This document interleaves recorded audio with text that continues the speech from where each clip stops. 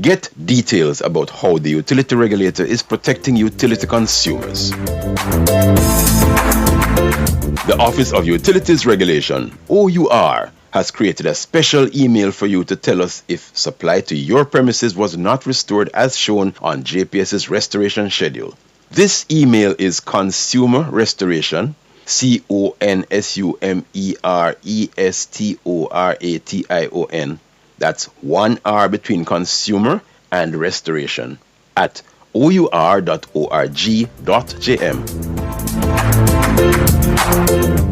And that brings us to the end of another edition of Inside the OUR, a production of the Office of Utilities Regulation, regulating utilities for the benefit of all.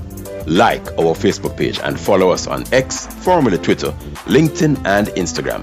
Subscribe to the OUR Jamaica Hub, OUR's new look YouTube channel, and to the OUR Chat podcast on Spotify. I am Gordon Brown. Join us again next week, same time, same station, for another edition. A production of the Jamaica Information Service, the voice of Jamaica. Nationwide 90 FM, continuing the tradition of fair, fearless, and factual reporting. You're listening to Nationwide 90 FM. The time is... It's 2 minutes after 9. You're inside the Consumer Hour with Nora Gay Banton.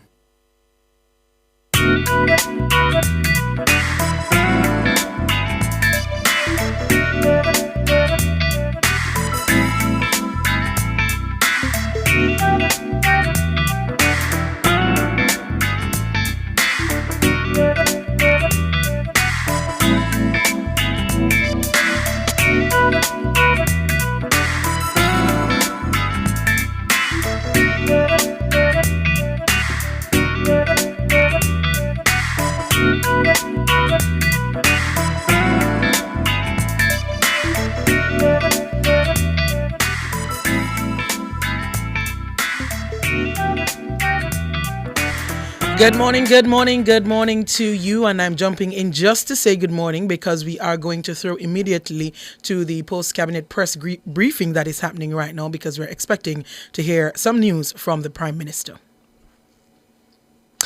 All right, Nora. So, yes, the post-cabinet press briefing, major announcement set to be made by the Prime Minister, Andrew Holness. He's at the post-cabinet press briefing. And, Jermaine, is our feed ready? We can go across. Dana Morris Dixon, the minister, well, the information minister, is there along with several members of cabinet. I can see Dr. Horace Chang, Daryl Vaz, and the education minister, Favour Williams. Let's go across now to Post-Cab Live.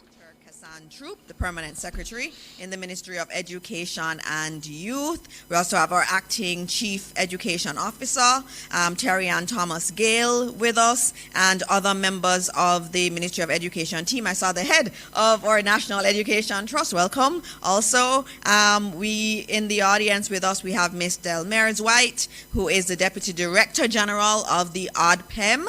We also have Mr. Weatherman himself, Evan Thompson, the Principal Director in the Meteorological Service of Jamaica. There are other members of the Ministry of Education and Youth team and members of the Ministry of Science, Energy, Telecoms, and Transport teams here. I have to also acknowledge the wonderful media who come every single week to be with us. And we really do appreciate that. And we always note that this post-cabinet press briefing takes place every Wednesday after a sitting of cabinet. We are very much about openness and openness to telling the good stories about what this administration is doing. And the media is welcome to ask us every week any questions that they want. And I think this is a really great hallmark of the kind of democracy that this administration has been projecting and will continue to project. So good morning again to everyone, all of you who are watching at home and abroad. And I will start, as usual, with just a few updates for you. The managing director of the IFC has been visiting Jamaica this week, and that is a very important thing. No managing director of the International Financial Corporation has ever visited Jamaica. And so Maktar Diop, who is the current managing director, he made a historic visit to Jamaica. He was here yesterday, and it marked the first time that any sitting managing director of IFC, has been here. He met with the Prime Minister yesterday. He also signed an MOU with the government of Jamaica, and Minister Clark held several meetings with him, with the rest of the team from the Ministry of Finance and the Public Service. And it was very much a landmark visit, as I said. And one of the things in his meeting with the Prime Minister that he noted was how many people around the world looked at Jamaica and looked at what Jamaica has been able to do in terms of the turnaround of the economy, and have been left utterly impressed with what has happened. He also noted that the international community understands that they have a role to play in spurring private sector development in Jamaica, in encouraging foreign direct investment to Jamaica, especially given how great the fundamentals are of our economy. And so he spoke quite a bit about what he saw from the outside looking in at Jamaica and Jamaica's turnaround and the turnaround of the Jamaican economy. He congratulated the Prime Minister and the team that was there with him, and he also spoke to the imperative to have many of the other entities like him focus significantly more on Jamaica because they saw tremendous opportunity there. In terms of both post-burial activities, a lot of work has been happening post-burial, and as I have said every week that we've had post-cab, that is a priority of the administration. We know a lot of individuals were adversely affected during Hurricane Beryl, and the team has been working very, very hard to ensure that no one is left behind and everyone can get the kind of assistance that's required. Our Minister of Agriculture, Fisheries and Mining, the Honorable Floyd Green, has done tremendous work, and he has provided some updates on the recovery efforts. He's been focusing on farmers in the hardest hit parishes of St. Elizabeth, Clarendon and Manchester, and again this weekend when I went to the market, the prices were very, very high. And so I know that we're dealing with very high prices because of the lack of many of the produce that we would buy.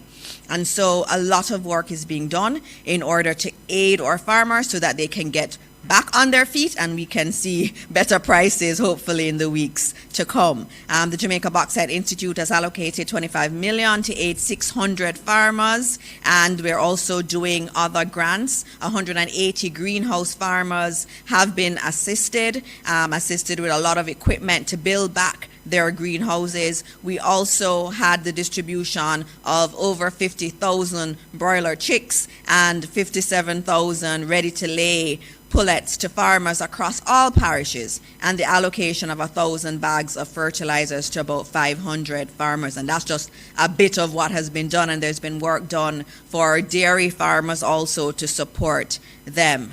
And so up to a few weeks ago, over 7,000 farmers had received assorted vegetable seeds, and many of that was in the key affected areas. So a lot of work is going on in terms of assisting our farmers, and it's very important work that has to be done and has to be done very quickly. And I thank Minister Green for all the work that he's doing in that effort. The cash grants have been continuing. You would have seen the grants that we spoke about for those who had their homes affected. There's been significant distribution happening over the past 2 weeks. The NHT also announced the availability of its special home improvement loan, which is specifically designed to assist individuals whose homes were damaged during the passage of Hurricane Beryl. And note again that you are eligible to access funding of up to $1.5 million, which can be used for a variety of essential repairs and improvements. So if you had any damage and you are a contributor, you can go to the NHT and get assistance there. There are many other things that we could talk about, and I'm going to stop there because it is a very big morning, and I'm going to have our first minister come to speak to you, and that is the Honorable Darrell Vaz, Mr. 100 CNG buses himself. Thank you very much. Good morning to everyone. colleague ministers, permanent secretaries, and of course, supporting staff here at OPM. So I take this opportunity to just give a quick update regarding transportation, public transportation matters, including the JUTC, the Montego Bay Metro, and the Rural School Bus Program. I can say that firsthand, I went to the Spanish Town bus park this morning at 6:30 and was very pleased to see that there was no build-up of commuters. I left there and I went to Nagahead and the same, and then I went downtown to South Parade and North Parade, and again the buses were moving and the commuters were moving, and that is a welcome sign. I did get feedback from commuters who have definitely seen an improvement, but as we know, the big test will be Monday when everybody is back out to school. But I can say with confidence, based on what I witnessed this morning, that we are definitely heading in the right direction. So the JUTC would have rolled out 250 buses across the Kingston metropolitan region on Monday. And of course, the commuters benefited from an additional 100 CNG new buses. So out of that 270 buses, we have approximately 125 CNG buses, and we have also 50 new Ankai buses which came into the island mid last year. So you're talking about 175 out of 270, which is a huge improvement in terms of the fleet, because prior to that, there were minimal new buses, and the majority of them were old buses as old as 12 to 16 years old that were not reliable. So we are definitely happy in relation to that. And of course, we all know the commitment is there by the government and approved by the Ministry of Finance to order another 100 CNG buses, which I'm hoping to go through the procurement processes and actually pay deposits on that for early next year, which would get the buses here between June and July again. And I think that with those 100 buses, plus the refurbished buses, which are 24 Hill Route, that are the buses that 8 of them have been refurbished already, with another 16 going into refurbishing to be completed by end of the year, early 25, along with 30 of the Volvo articulated buses that are going to be also refurbished. And therefore, I think at that time, the commuting public will definitely see the improvement and the efficiency. Happy to tell you that this morning, there was no wait on the locations that I went to that were more than 30 minutes, which is a huge improvement. And as again, it's because of the amount of buses. So for the places that I went this morning, they probably have twice the amount of buses that they had pre the 100 CNG. And that is what's making the big difference, because you have more buses. In one case, they had 20 buses, and now they have 40 buses serving the routes that they serve in the different areas. So the bottom line is that, as well as that, we have some improvements in relation to increase in buses deployment, and these routes are served by the Rockford, Spanish Town, and Portmore Depot. So 6 routes have been improved, and that would be Route 76, downtown to Barbican, 50A, Seaview to downtown via Marcus Garvey, 50B, Seaview to downtown via Spanish Town Road, 89 downtown to Vineyard Town via Eston Road, and 75A Express, which is 6 miles to Papine via Malines Road, and 78 Express downtown to August Town. For the Spanish Town Depot, we have 5 improved routes: 45 Express Great House Circle to UWI Backgate, 30 Price Right via Walton Park Road to downtown, 47 Price Right downtown via Lyndhurst Road, and 44 Great House to downtown, and 31 Price Right to downtown via Spanish Town Road. And last but not least, Portmore, 6 routes improved. 8AX from Nagahead via Halfway Tree to New Kingston, 17EX Greater Portmore via downtown to Crossroads, 16BX Greater Portmore via Boulevard to Manor Park, Route 7A Waterford to Halfway Tree, Route 7 Waterford to City, and 8AX Nagahead via Halfway Tree to New Kingston. We also have new sub-franchise of stage carriage routes and route taxi license.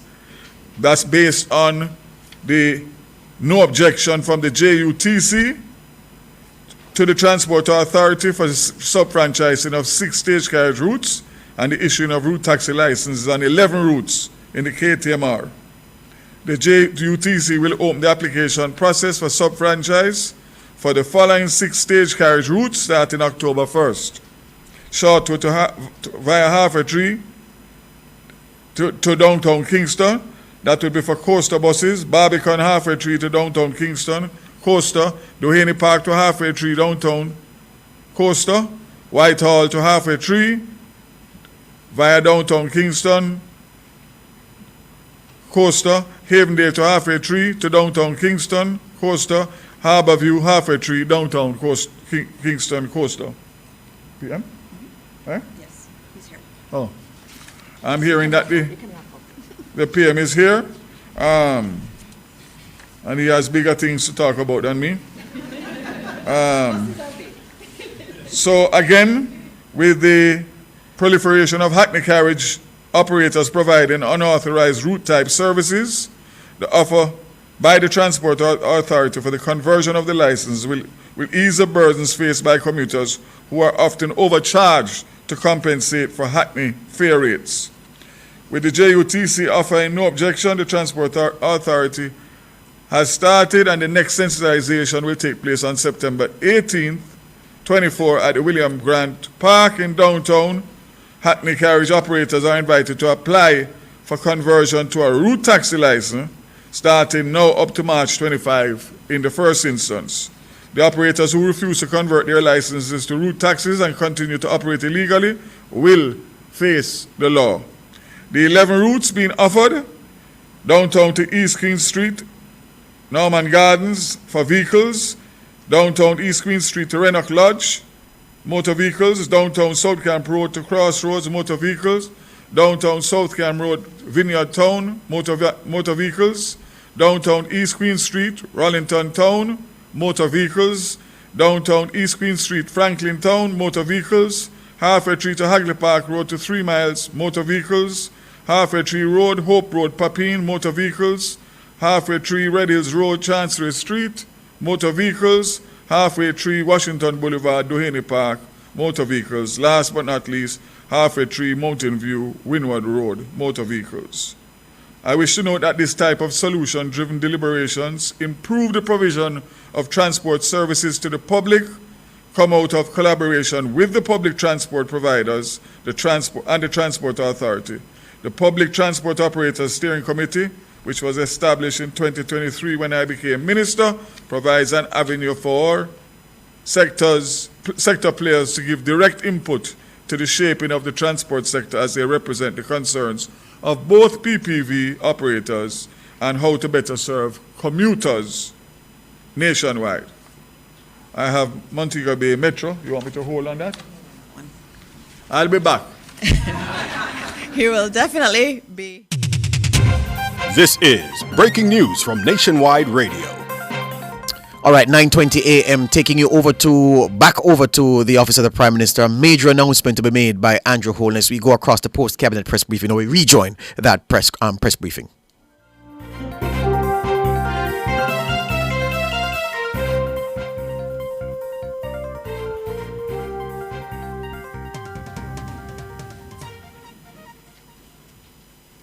Good morning, ministers, members of the press, and Jamaicans here and abroad watching us, listening to us virtually. Yesterday, my administration marked the 4th anniversary of its victory at the polls on September 3rd, 2020. Our stated mission was to continue the journey of Jamaica's development towards a productive and prosperous economy and a just and peaceful society. There have been unexpected shocks along our journey, which have threatened to throw us off course. In fact, our journey as a nation has been characterized by frequent, multiple, and overlapping crises. The difference with this administration compared to others is our stellar performance in preparing, withstanding, and recovering quickly from shocks, whether it was the worst pandemic in 100 years, a supply chain shock, a global inflation shock, or a shock caused by a weather event such as Hurricane Beryl. We have managed to absorb these shocks largely from our own resources. This is something that we should, as a people, reflect on. We have managed to continue the downward trajectory of our national debt, increase our reserves, keep the dollar stable, bring down inflation, and most important, continue the capital investment in critical public infrastructure such as water, roads, security, hospitals.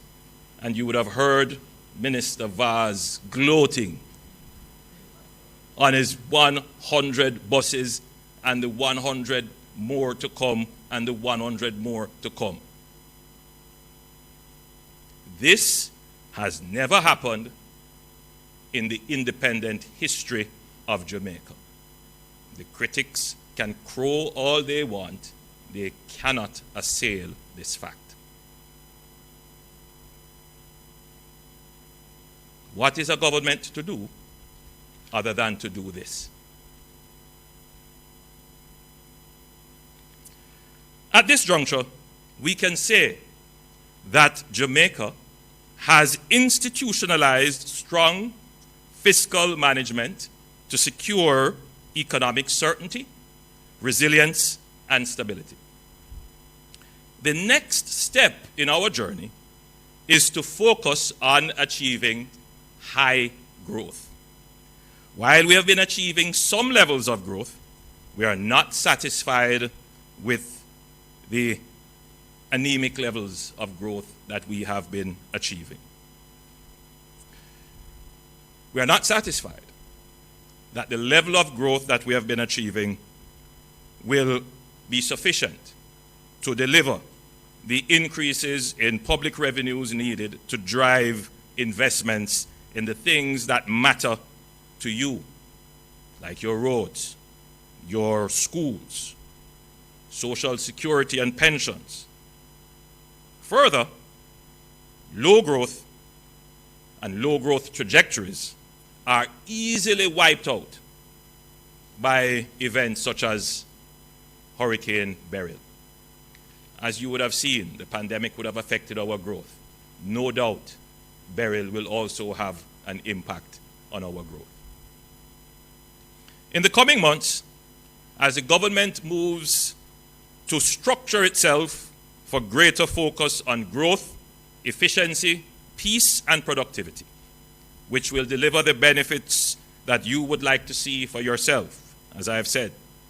Benefits such as better wages, better education, better healthcare, better roads and water. We have planned certain changes to put the administration in a position to refocus and better deliver these well-deserved benefits to the people of Jamaica. These changes are occurring at all levels of the government. They are not only limited to the cabinet level, and you would have already seen some changes occurring. Against this backdrop, you would have been informed of Minister Clark's promotion to serve internationally in the IMF. Yesterday, we announced the resignation of Marsha Smith as Member of Parliament for North East St. Anne. Minister Matthew Samuda, will replace Marsha in North East St. Anne as the party's candidate. And on Monday last, he tendered his resignation from the Senate and as a minister to make himself available. And at a later stage, I will announce a new appointment for Marsha, who has excellent skills and experience in industrial relations matters. Today, I am announcing that a by-election will be held in the constituency of North East St. Anne. The nomination day will be September 11th, 2024, and the election day will be September 30th, 2024. Thank you. All right, Prime Minister Andrew Holness there announcing that a by-election will be held in Northeast St. Anne. The date that he has given, the by-election date is September 30.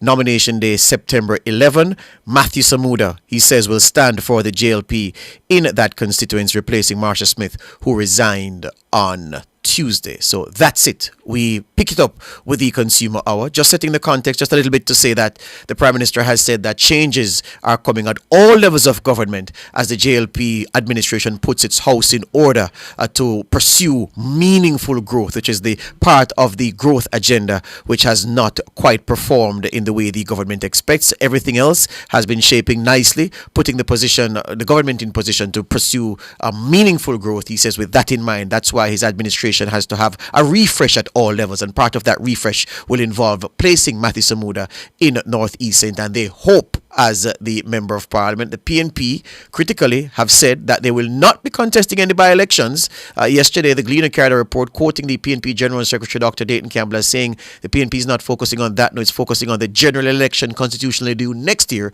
So let's see what effect the announcement of a by-election will have if the PNP will hold to its General Secretary's word and not contest Northeast St. Anne. All right? But that's it. Northeast St. Anne, by-election day, September 30, nomination day, September 11. Let the games begin.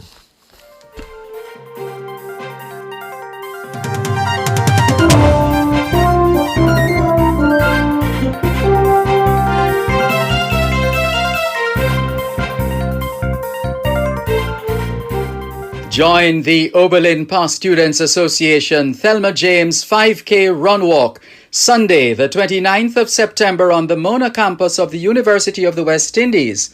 Entry fee, $2,000. Proceeds in aid of Oberlin's breakfast program and other school projects. For more information, call 909-4548 or 383-3170. You can also visit their website at oberlinpsa.org. Spectrum Insurance Brokers provides quality insurance coverage and risk management services. The time by Spectrum Insurance Brokers Limited, setting the industry standards, is... It's 9:30. It's never happened on Jamaican radio, but Nationwide is bringing you another radio revolution. Ask the Consul. I'm leaving on a jet plane. Don't know when I'll be back again. Oh, babe, I hate to go.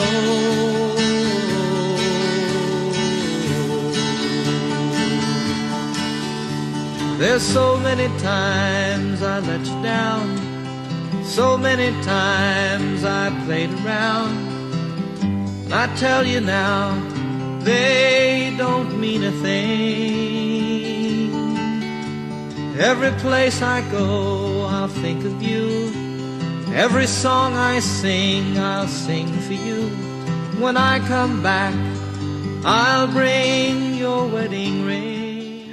Good morning, good morning, good morning to you again. I said good morning earlier, but we had to throw to the post-cabinet press briefing. Important news there coming from the Prime Minister.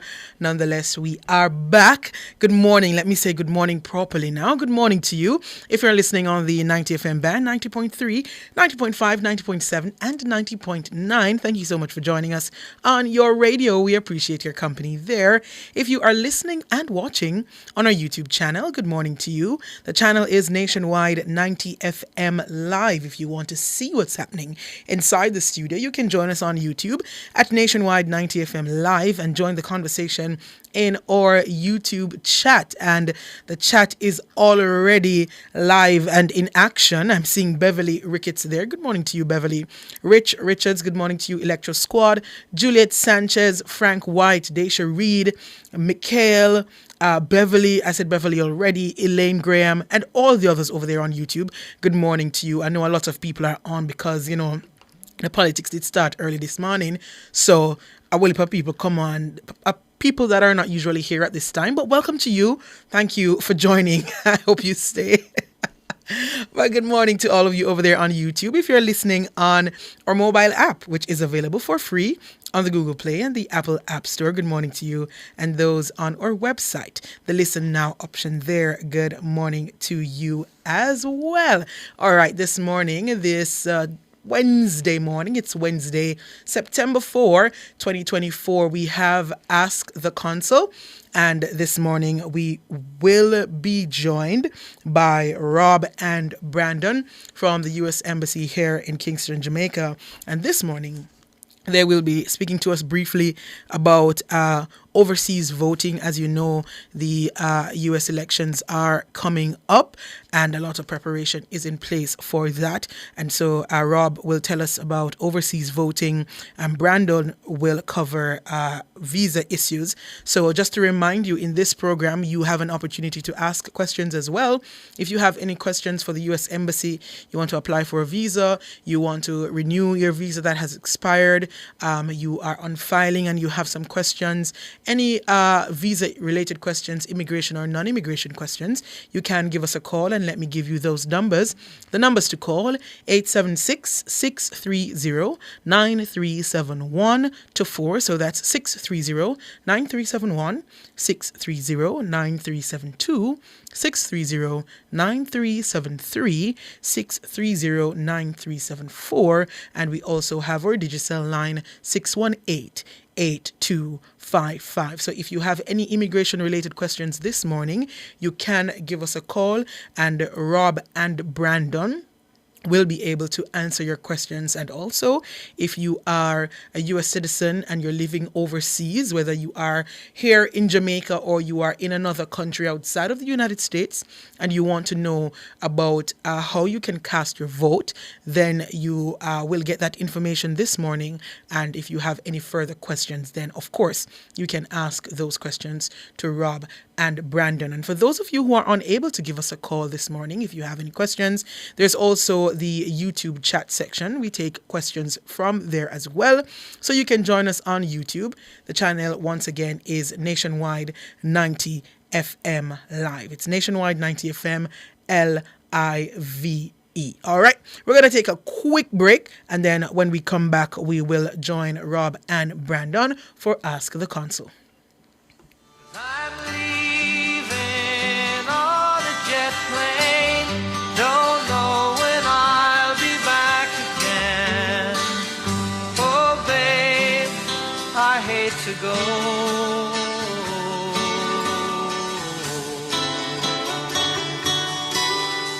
There's so many times I let you down.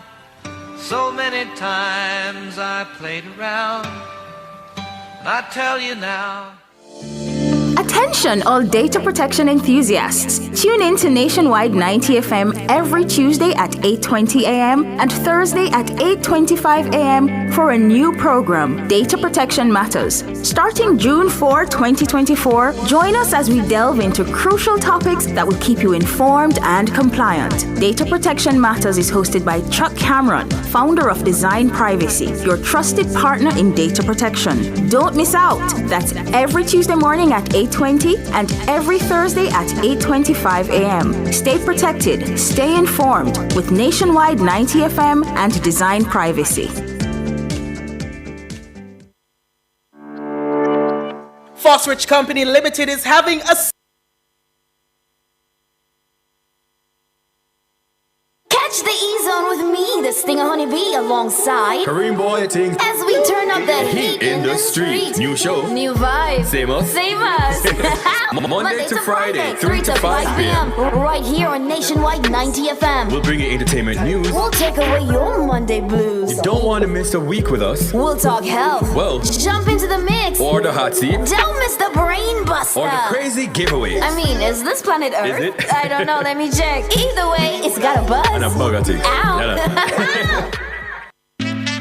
On September 5, 2024 at 1 p.m., join at Nationwide Radio on the X platform, formerly Twitter, for an insightful X space on Coconut for a Circular Economy, building partnerships for maximum value. Hosted by Nationwide 90 FM's very own reporter, presenter, and journalist, Robian Williams. We will explore how coconut can drive sustainable business practices and reveal how collaborations are transforming the coconut industry. Don't miss the opportunity to hear from and interact with representatives from the Coconut Industry Board. So join at Nationwide Radio on the X platform for the Coconut for a Circular Economy X Space, September 5 from 1 to 1:25 p.m. Only on Nationwide 90 FM, the new revolution in media.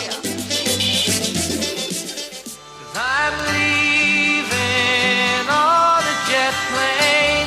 Don't know when I'll be back. Good morning, good morning. You're back here inside the Consumer Hour on Nationwide 90 FM. I'm Nora Gay Banton. It's Ask the Consul this morning, and we are due to be joined by Rob and Brandon from the U.S. Embassy. We have Brandon on the line who will be able to talk to us about visa-related matters. Brandon, are you there with us? Good morning. Yes, hi Nora. Good morning. How are you? I'm doing so well. Thanks for having us on today. Awesome. And just before we go into any of our calls or questions on our YouTube chat, you can go ahead if you have any updates related to visa matters for us. Definitely. So today we would like to talk to you about how to travel compliantly on a tourist or business visa and how to report a visa lost or stolen. The consular section at the U.S. Embassy in Kingston is, of course, dedicated to facilitating travel for Jamaicans that wish to visit the U.S. for leisure and business purposes. And so we wanted to share these tips with you so you can travel well on your B1, B2 visa. First, we recommend that you have a plan. Know where you're going, for how long, and when you're required to depart the United States. Your required departure date, also known as your authorized until date, is either stamped in your passport or made available online by U.S. Customs and Border Protection.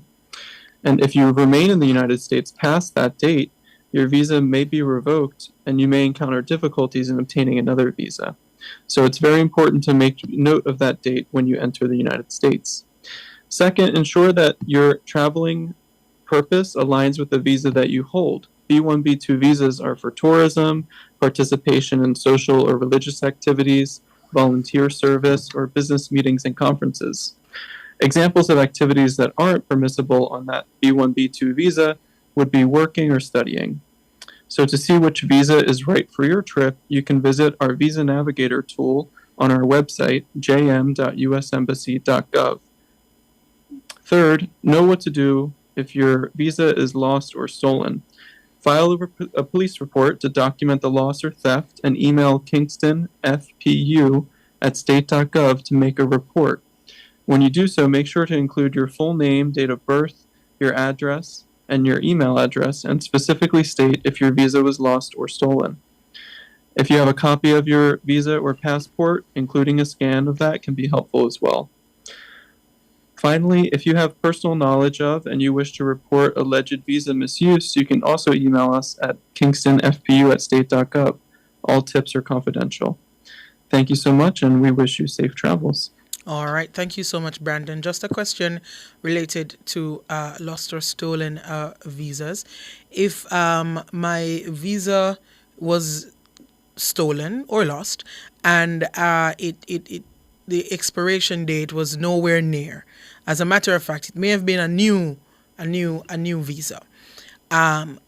Is there any guarantee that when I call my report and come back to the embassy to say that my visa was stolen or lost, that I will be able to get a new one or get it renewed?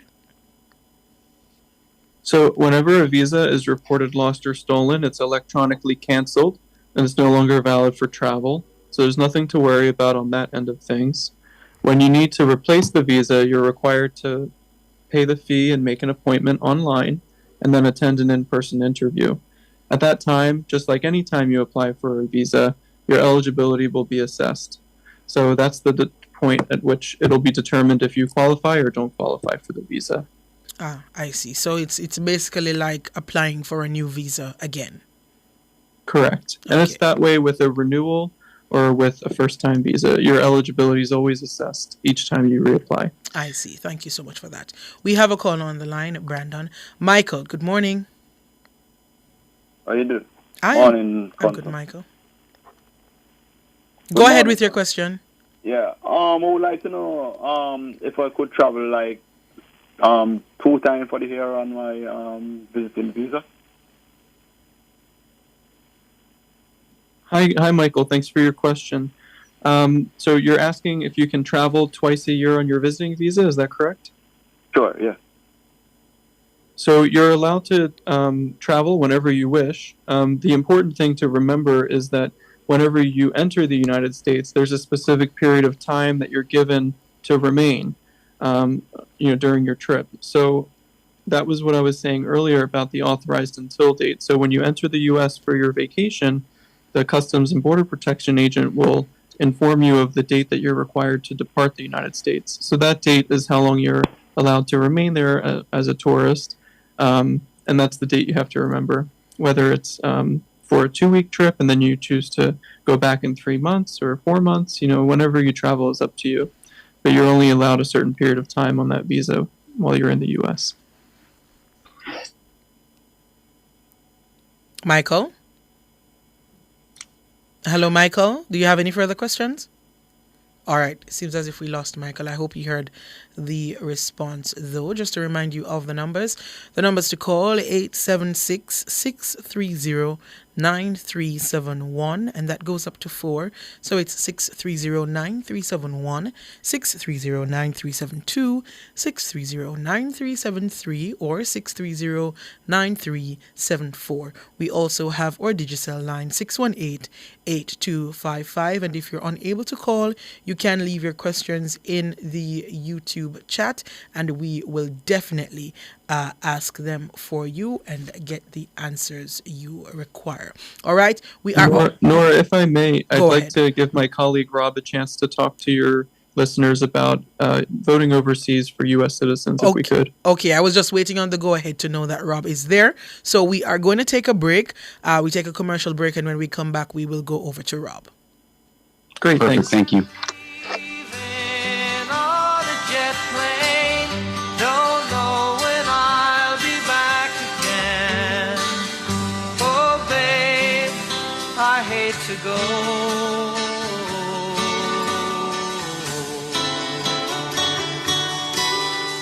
There's so many times I let you down. So many times. Fill all your prescriptions, get cosmetics and other pharmaceutical items at Mannings Hill Pharmacy, located at 34A Mannings Hill Road, Kingston. Telephone 924-6280. At Mannings Hill Pharmacy, they stock all the hard-to-get medication. The time by Mannings Hill Pharmacy is 9:45. Are you burning up with this summer heat? The place hot, man. Get cool now with a Hisense air conditioner. With advanced energy-saving inverter technology and whisper quiet operation, beat this heat with Hisense. Available at Aliabra Brands Limited, 64 Hagley Park Road, or call 876-676-5951 now. So good, I got you. Books, bags, and winning is what back to school is made of. Start your school year winning with JMMB Money Transfer and collect your share of the $250,000 cash prize plus $200,000 in Sanctures book vouchers. Send and receive your RIA, MoneyGram, Zoom, and Remitly remittances the fast, reliable, and convenient way. Visit jm.jmb.com/money-transfer for details on how to enter and win. Authorized under Section 58.3 of the Betting, Gaming, and Lotteries Act. Conditions apply. I'm leaving on a jet plane. Don't know when I'll be back. Good morning, good morning. You're back here inside the Consumer Hour on Nationwide 90 FM. I'm Nora Gay Banton. It's Ask the Consul this morning, and we are joined by Rob and Brandon from the U.S. Embassy here in Jamaica. We just heard earlier from Brandon, who was telling us how to properly use our visitors' visas and the different types of visas that are available for you, for example, for study or for work, and how to properly use those as well. And we also have on the line with us Rob, who will talk to us about overseas voting, given the upcoming U.S. elections. Good morning to you, Rob. Good morning, Nora. Thank you so much for the opportunity to join you and talk to your audience today. I'm going to talk about something slightly different than my colleague Brandon did. I want to talk about the opportunities U.S. citizens who are resident in Jamaica have to vote in the upcoming election. So there's three main points that I want your audience to take away. The first of which is that U.S. citizens in Jamaica can vote absentee, but they must request a ballot in advance via the Federal Voting Assistance Program. And I'm going to give the website address where they can access that program. It's www.fvap.gov. That's www.fvap.gov. And that's the website where your listeners who are U.S. citizens and want to vote can go online and request an absentee ballot. The second thing that is a really important takeaway for your audience is that if U.S. citizens in the audience have not yet done so, we would encourage them to go on that website and request that absentee ballot now. Different jurisdictions in the United States, different states and counties and cities manage the election process, and they have different deadlines and criteria. So it's very important that folks go onto the fvap.gov website and request that absentee ballot as soon as possible. We want your voice to be heard, but in order to do that, you need to go online and request that absentee ballot. The final point that I want to make, and this is an important point, is that you cannot vote at the U.S. Embassy or consular agencies in Montego Bay or in the Cayman Islands. So unfortunately, every year we have U.S. citizens who show up at the gates of the embassy on Election Day expecting to cast a ballot. Unfortunately, we are not a polling place. You cannot cast a ballot at the embassy. What you must do is request that absentee ballot in advance. It'll be a mail-in ballot. You'll fill out the ballot according to the instructions on the website, and then you can drop it at the U.S. Embassy, and we'll post it in the mail for you so that the ballot makes it to the United States. Now, keep in mind that those ballots must be postmarked by Election Day. So that's November 5th, 2024 this year, which means if you request your absentee ballot and you want to drop it at the embassy or at our consular agency in Montego Bay or in the Cayman Islands, if you're in the Cayman Islands, you really need to do that well before November 5th. That's well before Election Day, so that we can make sure that your ballot gets in the U.S. mail and gets to its appropriate destination in time for your vote to count. All right. Thank you so much, Rob. Just a question from me here. Does the embassy have their own cutoff date as it relates to when overseas citizens, when U.S. citizens in Jamaica can bring those to you? Yeah, Nora, thanks so much. That's a great question. We don't have a specific cutoff date. We will accept ballots up to Election Day. But again, we encourage all of your listeners that are U.S. citizens who want to vote to move quickly to request that absentee ballot, fill it out, and if they want to mail it and they want to do it through the embassy, to drop it off with us as soon as possible. Some states and jurisdictions do allow that ballot to be submitted via email, which is to say that you don't have to submit it via the mail. You don't have to drop it at the U.S. Embassy. So when you go on to www.fvap.gov to fill out your request for an absentee ballot, it's going to ask you a series of questions about what's your address and residence and jurisdiction in the United States. It's going to give you some information on how that jurisdiction accepts ballots. So make sure that you pay attention to that information, because it might be the case that you can just email that ballot instead of submitting it through the mail. Okay. And just Thanks again for the question, Nora. No problem. And just to go over the preliminary information you gave, you must request an absentee ballot. You do not take ballots. The embassy is not a polling station, so you cannot show up at the embassy on November 5 to cast your vote. And the website to go to find the information about getting that absentee ballot and to get it eventually is www.fvap.gov.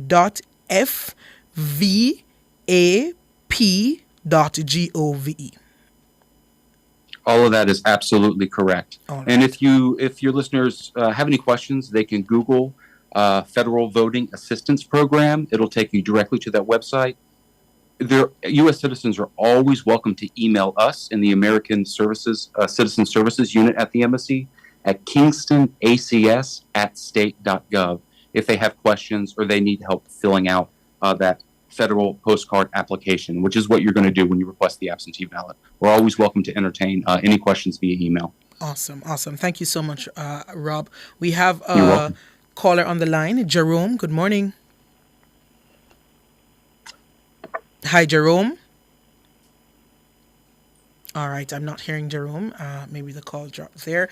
But if you have any questions, we have just about 3 minutes or so left in the program. Maybe we can go up to 5. So if you have any questions, just to remind you of the numbers, 876-630-937124 or 618-8255. And if you're unable to call, you can definitely ask your questions in the YouTube chat. And just to remind you, if you're just joining us, if you are a U.S. citizen in Jamaica and you are interested in voting in the upcoming elections, then you can do so via the Federal Voting Assistance Program, and you can go to www.fvap.gov,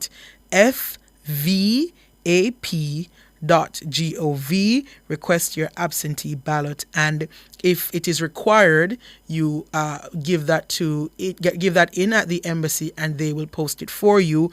And there are some jurisdictions, as Rob said, where you may be able to email. So once you put in the correct information, you should be able to get that information as to how you can send in that ballot. All right.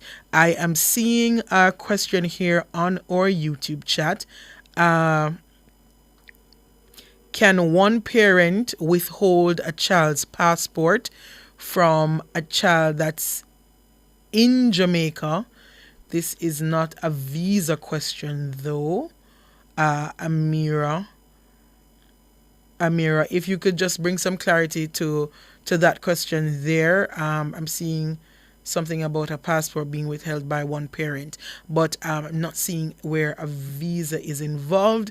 If there's a visa involved, Amira, please let us know. We have a caller on the line. Liam, good morning. Hi, good morning. All right, I have a question. I'm asking on behalf of someone. She's supposed to do a medical, which she did, and they had asked her to drop off. It's an immigrant visa purpose. And they asked her to drop the passport now, but she's unable to print that document from the website that they sent her in an email. Each time it's directing her to make an appointment. It's not giving her the option to print that document to drop off her passport. So I was wondering what's the next step. Yeah, Liam, this is Rob. Thank you for that question. Generally, if there's an issue like that in the application process for an immigrant visa, and these things happen all the time, there needs to be an additional medical or an additional vaccination record. You need to get in touch with the embassy to figure out what are the next steps in your application process. The best thing to do is to contact the immigrant visa unit directly via our website. So you can go to the U.S. Embassy's website and choose the option for send an email to the immigrant visa unit. And the website is going to ask you a series of questions. What is your inquiry about? And be sure you answer those questions directly, and it'll give you directions to send the email. All all the additional documents were submitted, in terms of vaccination. All of that was done. The only thing she's unable to do is to just drop off the passport because that document that she's supposed to print from the website, she's not getting the option to print it. Yeah, I think the correct answer here is to contact the immigrant visa unit directly via the navigator on the website, and they'll be able to direct you in the best way to drop off that passport along with whatever documents that are required. All right, and that's the same address that's on the document? Yes. Okay. All right, thanks. All right, we don't have much time left. Anne, you have to go quickly with your question. Good morning. I am calling on behalf of my daughter. My 3 kids applied. All of them, their visa expired at the same time. They all applied. They had 10-year visas before, but 2 were under 18. The oldest was over 18, and they indicated, I got a notification once the 3 applications were put in, that she did not have to come in and that she was to send a document with one of the younger ones who were coming. But, however, when they got to the embassy and they brought in her documents, she already had a 10-year. The person who took the documents, I think you call them the consulate, did not take her documents. And so she did not get to do, her documents were not processed then. So she has no visa at this time. We had already paid the money. It's close to a year, and I'm not sure now how we should treat with that. Hi, good morning, Anne. So I'm hearing that you had a pending application, and there was some interaction with the embassy, and you're not sure what the next steps are. Is that correct? Yes, she was told not to show, but when she did not show, they did not take the document from her sibling.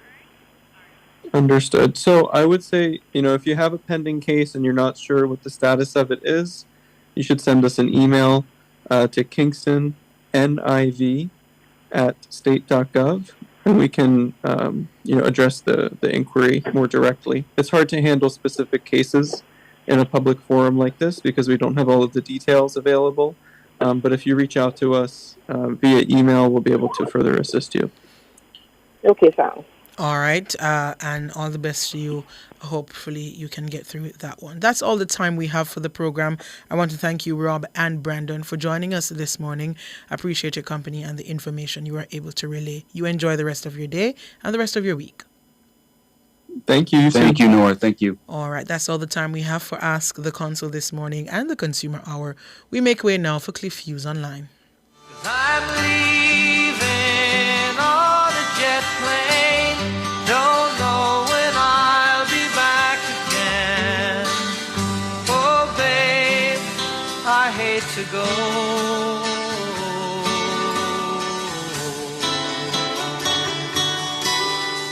There's so many times I let you down. So many times I played around. I tell you now, they don't mean a thing. Every place I go, I'll think of you. Every song I sing, I'll sing for you. As a parent, you give your children a good start in life. You nurture, protect, and guide them. Parenting is a process that prepares your child for independence. As your child grows and develops, there are many things you can do to help your child. Stay tuned to The Big Show, nationwide this morning, for parenting tips. Fridays at 6:53 a.m.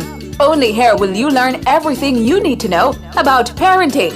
Tips to help parents navigate the incredibly challenging and rewarding journey of child rearing. Parenting tips on Nationwide at 90 FM, the revolution in media. Teeth Ethics Jamaica, where your smile is our priority. Call us today to book an appointment at 876-946-0486-7 or visit us at Suite 6, the Village Plaza in Kingston, or Suite 4B, Rum Store Plaza in Morant Bay. The time by Teeth Ethics is 10 o'clock. Cliff Hughes Online. Talk radio for all Jamaicans. My hands were steady, My eyes were clear and bright. My walk had purpose. My steps were quick and light. And I held firm to what I felt was right, like a rock. Like a rock. I was strong as I could be, like a rock. Nothing ever got to me, like a rock.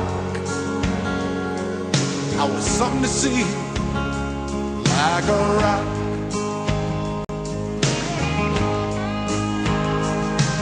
And I stood arrow straight, unencumbered by the weight of all these hustlers and their schemes. I stood proud, I stood tall, high above it all. I still believed in my dreams. Our phone numbers are 630-9371, 630-9372, 630-9373, 630-9374, and 618-8255. Or find us on Facebook at Nationwide News Network and follow us on Twitter at Cliff Nationwide.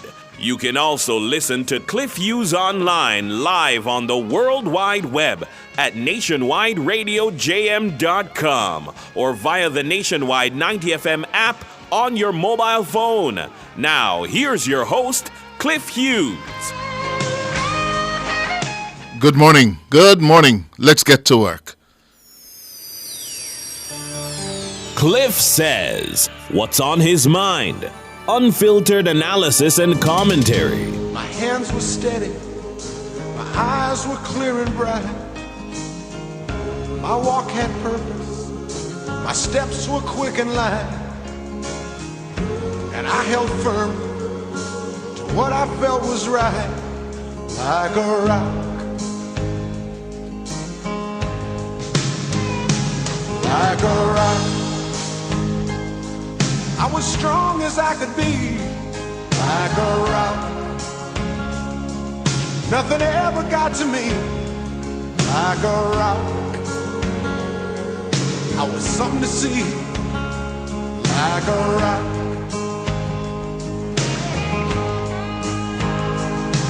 And I stood arrow straight, unencumbered by the weight of all these hustlers and their schemes. I stood proud, I stood tall, high above it all. I still believed in my dreams.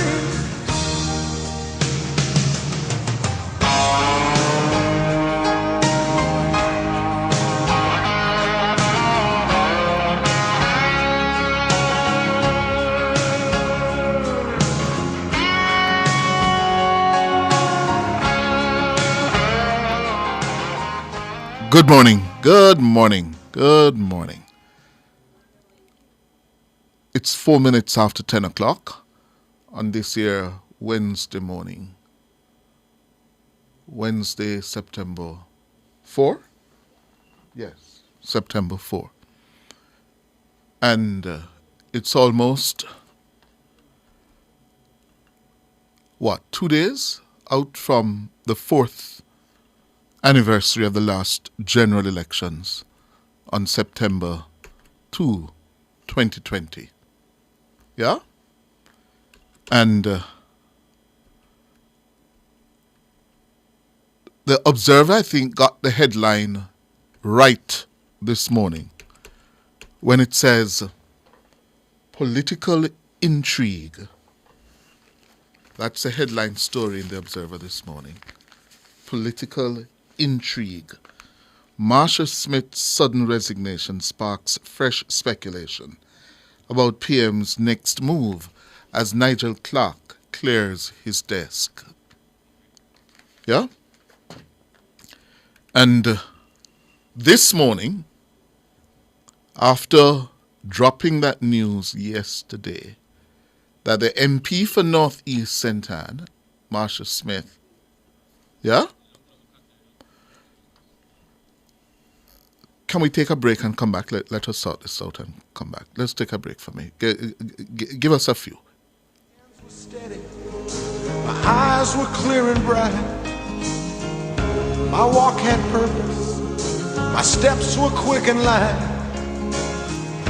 And I held firm to what I felt was right, like a rock. Like a rock. I was strong as I could be, like a rock. Nothing ever got to me.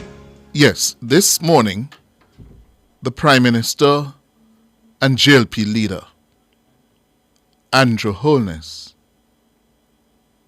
revealed to the country that there will be a by-election in Northeast St. Anne on September 30, Monday, September 30. And next Wednesday, September 11, is nomination day for the by-election in Northeast St. Anne. Northeast St. Anne is the constituency that has been held by Marsha Smith, who resigned with immediate effect yesterday afternoon. Yes? With immediate effect. Well, if you have been following the politics, you know that Marsha Smith has been having her problems with her Labour Party supporters and constituents for a long time. She became MP 4 years ago, almost to the day, and the problems started virtually at the same time. She succeeded the JLP's stalwart, Shahini Robinson, in Northeast St. Anne. And you know, Northeast St. Anne is a rather interesting constituency. Before Shahini Robinson burst on the scene in March of 2001, it was a firm, strong PNP constituency. And Shahini Robinson won that by-election against Carol Jackson, who was a councillor for the Ocherius Division and the PNP stalwart in Northeast St. Anne, until she ran into Shahini Robinson. And since then, Shahini Robinson, who is now dead, has transformed it into a Labour Party stronghold. Yes? So that is a brief background to Northeast St. Anne. But there's also something else that is noteworthy.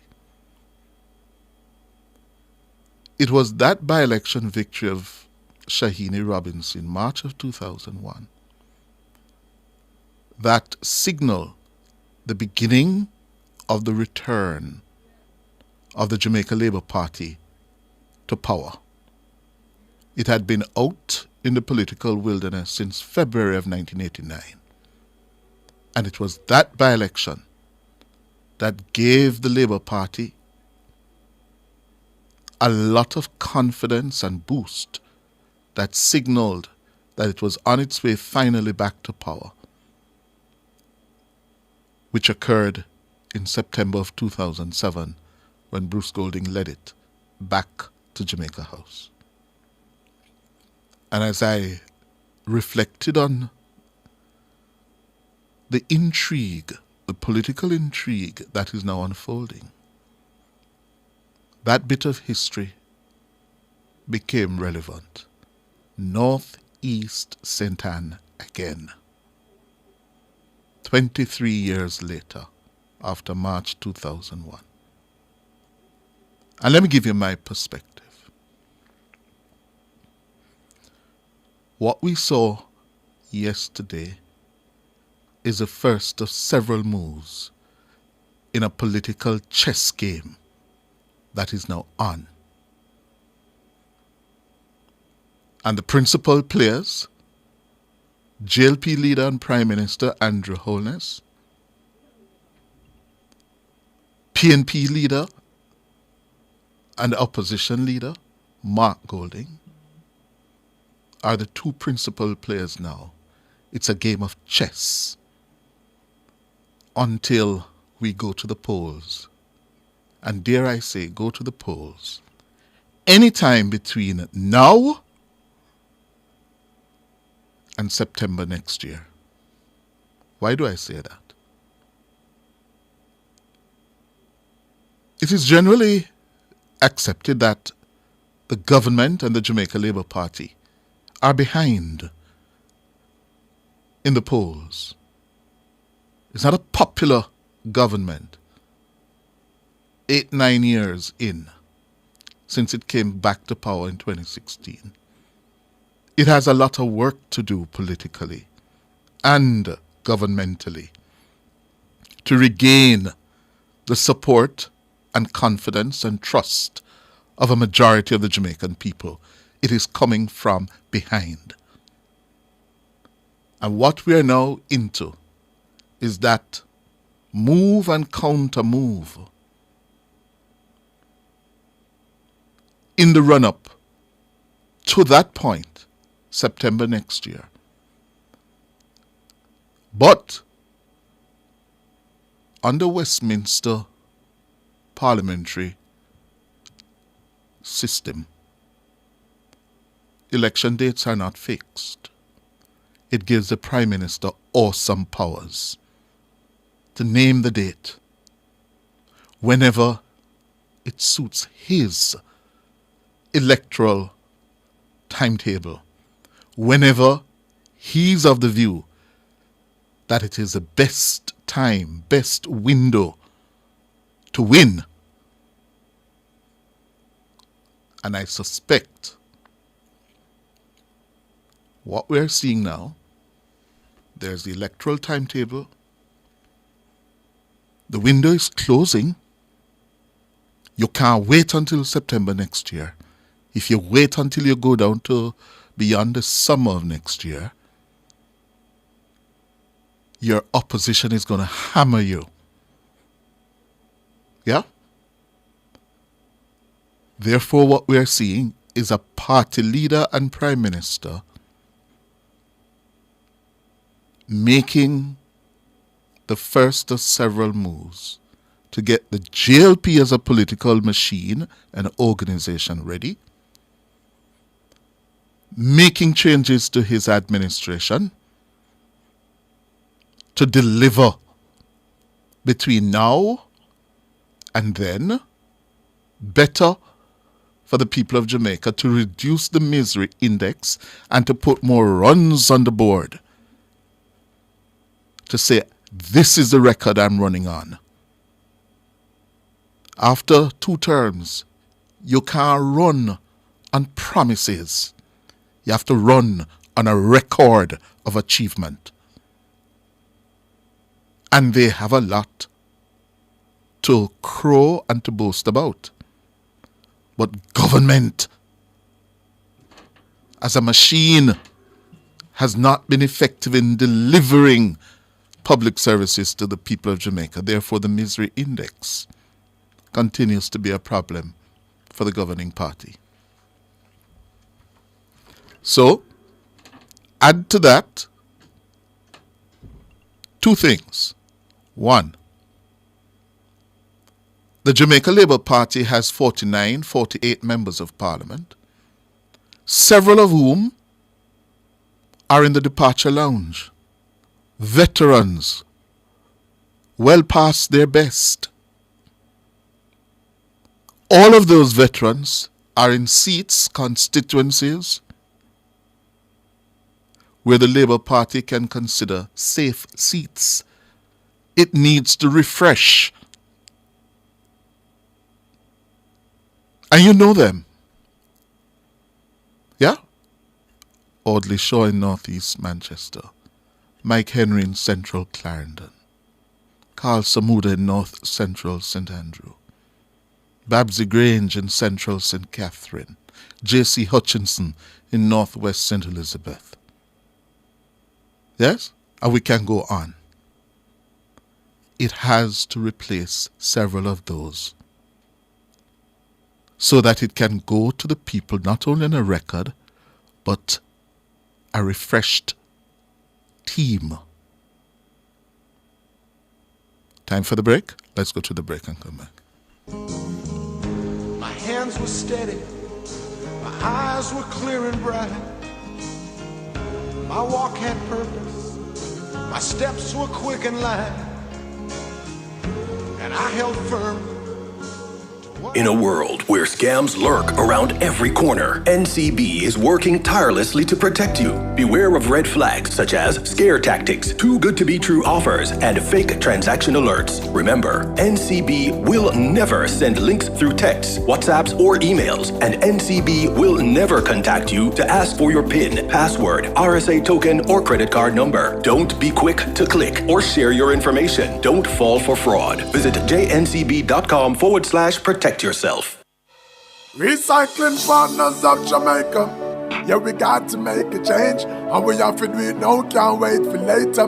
We put plastic in its place, and we all can agree that will be safer than in the gullies and in the drains. Recycling partners of Jamaica.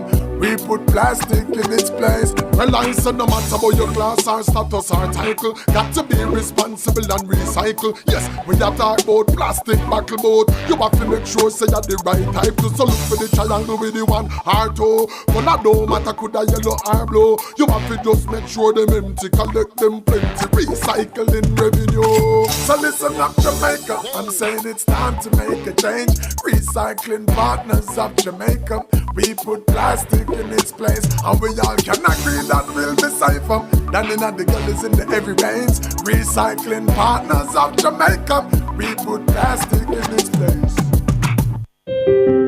The National School Nutrition Policy has been in the works for over 4 years. While it remains a draft, childhood NCDs are increasing at alarming levels. The policy is to regulate the food environment in schools so that our children can be healthy and flourishing in their youth and the years to come. So what is School Nutrition Policy Day? Ministry of Education, Ministry of Health, it's implementation time. Let us move the policy from draft to reality for the upcoming school year. The proceeding is a paid announcement by the Jamaica Youth Advocacy Network. Pack it on a budget, so me reach KFC. New crunchy box meal. That a for me a piece of chicken, 2 wings, biscuit, and a drink. Crunchy box of the flavor, so we make the lid. Value for your money, flavor and the taste. KFC, crunchy box run the place. So much variety, the box down a space. KFC, crunchy box run the place. Crunch your craving with the new KFC Crunchy Box. A piece of delicious chicken, 2 hot wings, biscuit, and Pepsi for only $850. KFC, it's finger-licking good. Cliff says, what's on his mind? Unfiltered analysis and commentary. My hands were steady. We are not satisfied that the level of growth that we have been achieving will be sufficient to deliver the increases in public revenues needed to drive investments in the things that matter to you, like your roads, your schools, social security and pensions. Further, low growth and low growth trajectories are easily wiped out by events such as Hurricane Beryl. As you would have seen, the pandemic would have affected our growth. No doubt, Beryl will also have an impact on our growth. In the coming months, as the government moves to structure itself for greater focus on growth, efficiency, peace, and productivity, which will deliver the benefits that you would like to see for yourself, as I have said. Benefits such as better wages, better education, better healthcare, better roads and water. We have planned certain changes to put the administration in a position to refocus and better deliver these well-deserved benefits to the people of Jamaica. These changes are occurring at all levels of the government. They are not only limited to the cabinet level, and you would have already seen some changes occurring. Against this backdrop, you would have been informed of Minister Clark's promotion to serve internationally in the IMF. Yesterday, we announced the resignation of Marsha Smith as Member of Parliament for North East St. Anne. Minister Matthew Samuda will replace Marsha in North East St. Anne as the party's candidate. And on Monday last, he tendered his resignation from the Senate and as a minister to make himself available. And at a later stage, I will announce a new appointment for Marsha, who has excellent skills and experience in industrial relations matters. Today, I am announcing that a by-election will be held in the constituency of North East St. Anne. The nomination day will be September 11th, 2024, and the election day will be September 30th, 2024. At a later stage, I will announce a new appointment for Marsha, who has excellent skills and experience in industrial relations matters. Well, so that was Prime Minister Andrew Holness speaking at a post-cabinet media briefing at Jamaica House about an hour ago. Yeah? The Prime Minister said it. Several changes coming not only at the cabinet level, but throughout the government. Principally, as I indicated before the break, to deliver better services to the people of Jamaica to reduce the misery index. He never used the words misery index, but he said it. Does he have the time? He's not in control fully of the time. He is very, very critical in deciding the time, but does he control the flow of events? Old Hope Road may have something to say about that. 89 Old Hope Road. The other thing he said, or didn't say clearly, he has a party that he has to fix. He didn't say that. And what we're seeing now is a Prime Minister making a number of moves, plotting how he's going to get his targets and objectives delivered within the time he considers in his head he has. So first of all, he has to find a successor for Nigel Clark. Which of the options will he go for? And here again, it's all speculation. I can only tell you what is being said in certain circles. There's no certainty as to how it will go. There's a view now that the Prime Minister is indeed looking for someone from outside. But he has some challenges. He has to get that person into the House of Representatives, if that person is to be the Minister of Finance. He has another option. He could take the job himself as Minister of Finance and Prime Minister. There's precedence for that. We have had Prime Ministers who take on the job of Finance Minister. But it is being said if he's going to do that, then he'll have to find someone into the Senate who can be placed at the Ministry of Finance to do the heavy lifting and the details and the legwork to free him up to carry the power and authority of Minister of Finance and to make the big announcements and to take the credit for the government. Because the next budget due in February, March next year is going to be the election budget. Yes? There's another view that he has narrowed down his shortlist, to 2 gentlemen from the private sector. I'm not calling any names.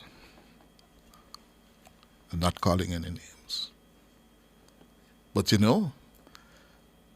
different strokes for different folks. And you may never know. We may see where Jamaican politics has had a KD. We may get another KD. You get it, Kevin? Yeah? Anyway, the other thing now is the by-election set for September 30. He has vacancies for Northwest St. Andrew, where Clark is leaving, Nigel Clark. And he has a vacancy that has been created since last year with the resignation of the Speaker of the House and MP for South Trelawney, Marissa Dalrymple Philibert. Why didn't he announce by-elections for those? Chess. It is politics. He is not ready based on his calculations. And this is what the awesome power of prime ministers under Westminster provides for. The prime minister has the power to decide when to go or not to go to a by-election or a general election. Do we like it? Some of us don't. Some do. Some believe it is a safeguard in the system. We have debated that for some time. But my reading of the situation, part of the political chess game, bearing in mind that in Jamaica, governments do not usually lose by-elections. You know why? Generally, governments do not lose by-elections. Unlike in Britain, where you have had some spectacular by-elections where the governing party loses. Yeah? In Jamaica, we don't normally have that. But you recall, in March 2001, Northeast St. Anne again, the governing People's National Party lost Northeast St. Anne. So I tell you, this constituency, Northeast St. Anne, has a history to it, that is speaking to us. The PNP says they're not going to be contesting any by-elections. They're holding their fire to fight a general election. Well, let us see how that holds. Because in politics, and when you're in government, and you're sitting on resources, the Prime Minister and his advisors must be thinking they can start to not only energize their base and party by winning by-election after by-election, properly timed, so that they can concentrate government resources, state resources, and personnel, where the entire machine of the party can be focused in one constituency at a time and string out the by-elections and build momentum towards the grand showdown on General Election Day.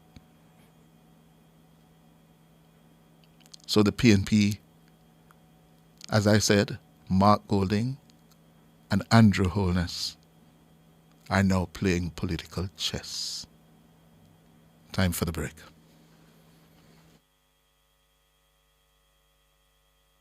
eyes were clear and bright. My walk had purpose. My steps were quick and light. And I held firm to what I felt was right, like a rock. At the Ministry of Health and Wellness, we are committed to the values of care, compassion, excellence in service, integrity, teamwork, and innovation as we work to safeguard the health of our nation. The time by the Ministry of Health and Wellness is 29 minutes to 11. On Sunday, August 11th, in the quiet community of Cherry Tree Lane in Clarendon, our entire nation was shaken by a brutal act of violence. Gangsters mercilessly took the lives of 8 innocent Jamaicans, including a 7-year-old boy. These criminals will strike again, destroying more families and more communities unless we stand together to stop them. If you have any information that can help bring these killers to justice, please share it with the security forces. The government has established a reward fund of $25 million for information leading to the arrest and charge of the perpetrators who committed this heinous act. The facilitators who supply them with the arms, intelligence, and the transportation. And those who harbor and protect these criminals after the crime. If you know something, say something. Call Crime Stop at 311 MOCA at 888-6622-847, the NIB at 811 or JDF at 837-8888. Together, we will defeat the gangs and develop a culture of peace in our country. The proceeding was brought to you by the Office of the Prime Minister.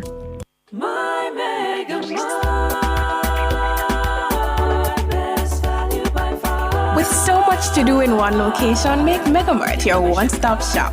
Pick up your groceries and houseware needs, grab a bite and pay some bills.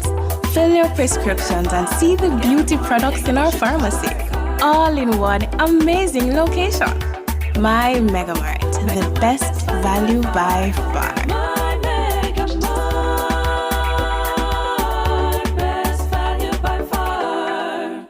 Books, bags, and winning is what back to school is made of. Start your school year winning with JMMB Money Transfer and collect your share of the $250,000 cash prize plus $200,000 in Sangster's book vouchers. Send and receive your RIA, MoneyGram, Zoom, and Remitly remittances the fast, reliable, and convenient way. Visit jm.jmb.com/money-transfer for details on how to enter and win. Authorized under Section 58.3 of the Betting, Gaming, and Lotteries Act. Conditions apply. Cliff says, what's on his mind?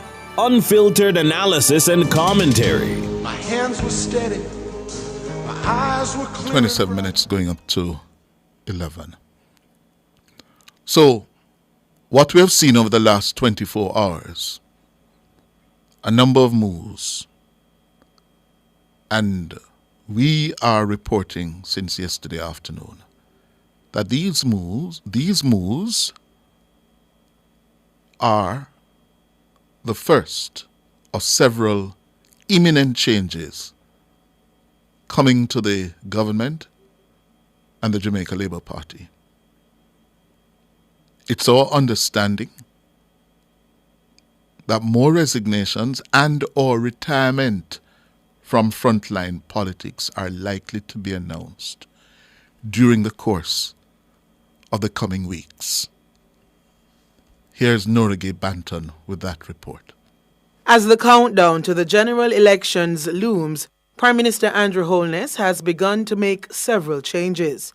It's understood that Holness has been meeting with several of the actors as he plots how to replace Dr. Nigel Clark and revamp his governing Labour Party. With recent polls and the outcome of the local government elections revealing a troubling decline in support for his administration, the Prime Minister is said to be moving decisively now. The opposition People's National Party, PNP, is gaining ground, setting the stage for a high-stakes battle for control of Gordon House no later than a year from now, September 2025. According to some political insiders, corrections heading into 2025 are needed if the government hopes to win an unprecedented third consecutive term in power for the JLP. Unlike the opposition People's National Party, which won 4 consecutive general elections between 1989 and 2007, the JLP has never pulled off a triple. Smith's exit marks the beginning of what is anticipated to be a series of high-profile departures from the government ranks at both the ministerial and parliamentary levels. Smith, who won the St. Anne Northeast seat in the 2020 general election, has seen her relationship with the constituents deteriorate since 2022, culminating in public protests against her. Her decision to bow out of the next election has paved the way for Minister without portfolio Matthew Samuda to be the party standard-bearer for the constituency. A by-election to allow him to enter the lower house now seems likely ahead of next year's general elections. With Samuda set to enter the lower house, a by-election is now on the horizon, triggering his resignation from the Senate and creating more options for Prime Minister Holness. However, the anticipated changes are not likely to end there. Nationwide News understands that several other veteran MPs are being asked to step down to allow an influx of fresh talent into the ranks of the governing party. This would enable the Prime Minister to secure a replacement for Finance Minister Dr. Nigel Clark, who is scheduled to depart for his new role as Deputy Managing Director of the International Monetary Fund (IMF) at the end of October. It will also enable him to shore up potential areas of weakness ahead of next year's grand contest. As these maneuvers unfold, the political landscape is set for a dramatic overhaul, with Holness potentially repositioning his administration for a critical electoral showdown. Nora Gay Banton for Nationwide News. That was our reporting yesterday afternoon. That led our bulletin at 5 yesterday afternoon. And the subsequent developments this morning, yes, confirm the thrust of that report. Well, today is Wednesday.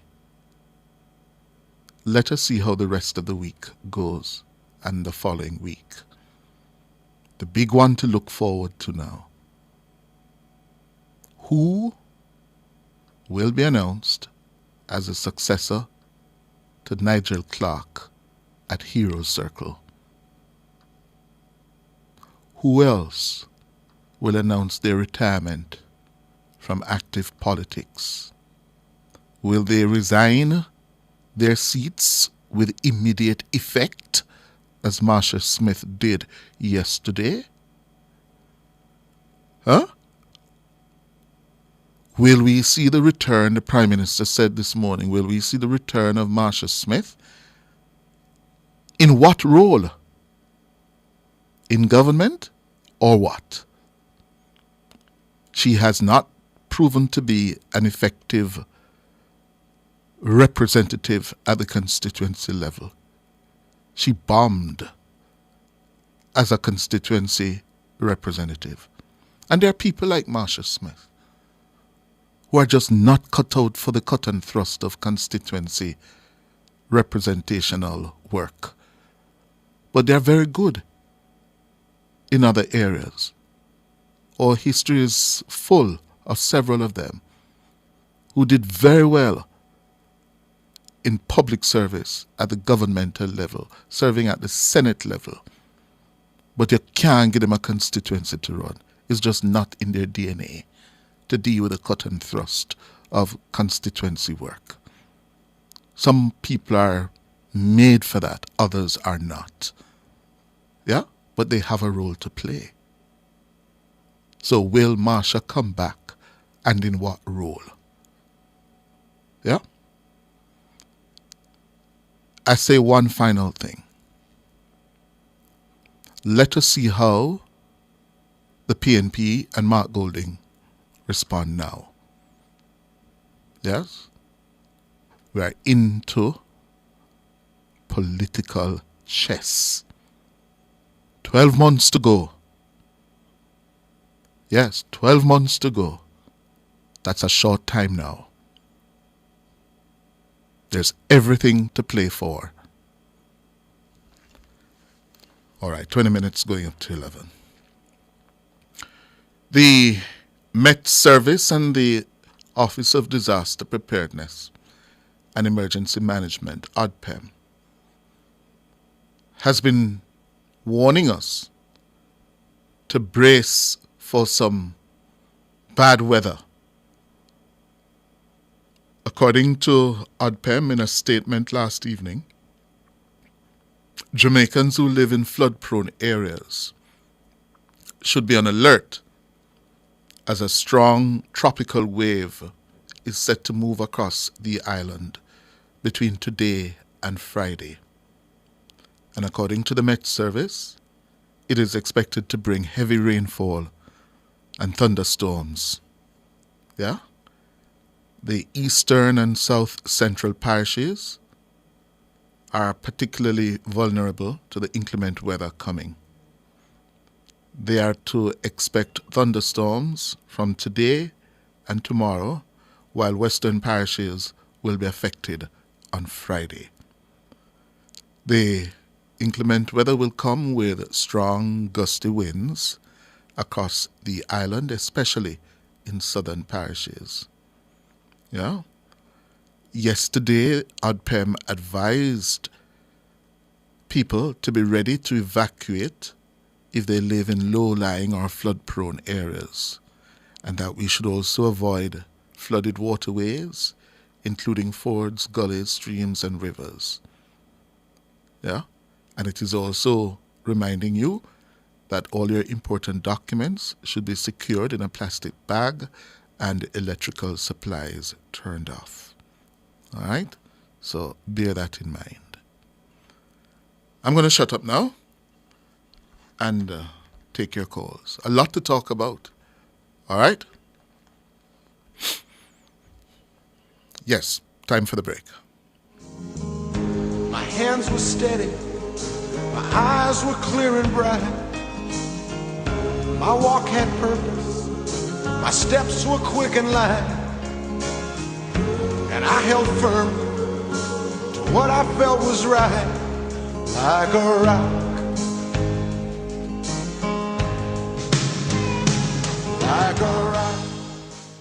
You've weathered the storm, but rebuilding and preparing for back to school have taken a toll. It's time to get some money in your pocket. At Chris and Charles, we understand your financial needs. With just a quick call, you can access funds to catch up on bills and cover unexpected expenses. Our process is fast, simple, with funds deposited in your account in no time. Don't stress, get money in your pocket. Call 876-926-0609 or visit our website today. Conditions apply. When you think loans, think Chris and Charles. Here's to the early risers, and we are here all-nighters. The go the extra milers, and let's do it until it works. Workers. People who are powerful because they power through day after day, challenge after challenge. You see, true power, it's not something you can buy or collect. It is something that starts on the inside, and you always know it when you see it. Sunshine Snack Peanuts, proud supporters of the powerful.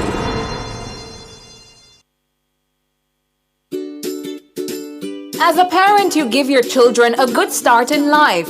You nurture, protect, and guide them. Parenting is a process that prepares your child for independence. As your child grows and develops, there are many things you can do to help your child. Stay tuned to The Big Show, nationwide this morning, for parenting tips. Fridays at 6:53 a.m. Only here will you learn everything you need to know about parenting. Tips to help parents navigate the incredibly challenging and rewarding journey of child rearing.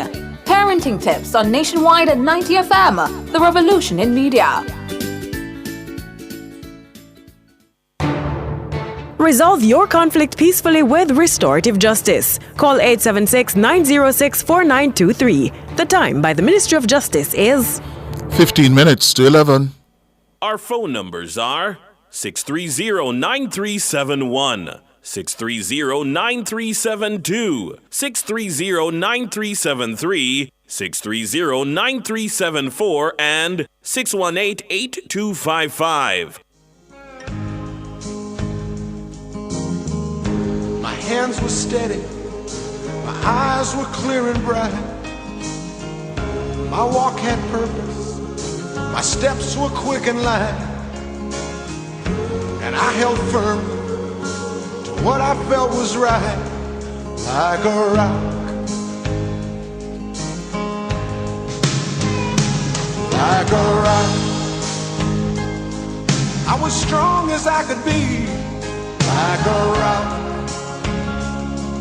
Nothing ever got to me, like a rock. All right, our first call of the day, Ricardo. Good morning. Good morning, Cliff. Good morning, sir. How are you doing? I'm all right. I'm here. I've been watching and analyzing the political chess game, as you call it, that is going on right now. Hello? Yes, man, I'm hearing you. I'm listening. Yeah. But it seems to me there are 3 points that I would like to point out here. One, there seems to be a definite urge to get Mattis Samuda in the House of Representatives. And I think he could replace Dr. Nigel Clark. I also think that the Prime Minister... Not likely. Not likely at all. Hello? Not likely at all. Okay. I also think that the Prime Minister... I heard you raise a point about South Trelawney. Yes. But I am getting the impression that he is not that confident in South Trelawney as he is in Northeast St. Anne. Mm-hmm. And one of the reasons why I said about this some other thing, I don't think he will be bringing in someone at this stage now to put in a constituency when next year, right now, for them to replace Dr. Clark. I think that can be detrimental to him. Uh-huh. So I think I don't know. There could be other changes, but I just think that there's an urge to get in Mattis Samuda. Yes. Within the other representative. And remember, the finance minister has to be a member of parliament. Yes. He cannot be a senator. Yes. And I don't think the prime minister will take on the job with so much pressure with the election coming next year and so much responsibility. If he takes on the job, then maybe then he has planned to get somebody in the Senate to replace Samuda who will be a state minister within the Ministry of Finance. That could also be another option. Well, that is what is being mooted, spoken about in some quarters, that okay. He may go that route. But I doubt he will take it on. I doubt that. Well, the argument when I asked that question, why the Prime Minister is already carrying a heavy load, this is what I'm told. That while he is the substantive Minister of Economic Growth and Job Creation and Works and Water, what he could do is to give those ministers who are now ministers without portfolio, remove that, give them full reign, although they are already full members of the cabinet, and free himself up. The second reason I'm being told is that the budget next year, sir, is going to be the crucial election budget. Okay. That if he makes the presentation and announces all the inducements to the electorate, that could be critical in swinging public opinion. But I don't know. Nothing is for sure now because it's very fluid. Mm. Yeah? Yeah. Mm-hmm. So let us see. And as I said, it's a chess game now. And but I am also, I was also hearing that the member from Eastern St. Andrew may also be the person.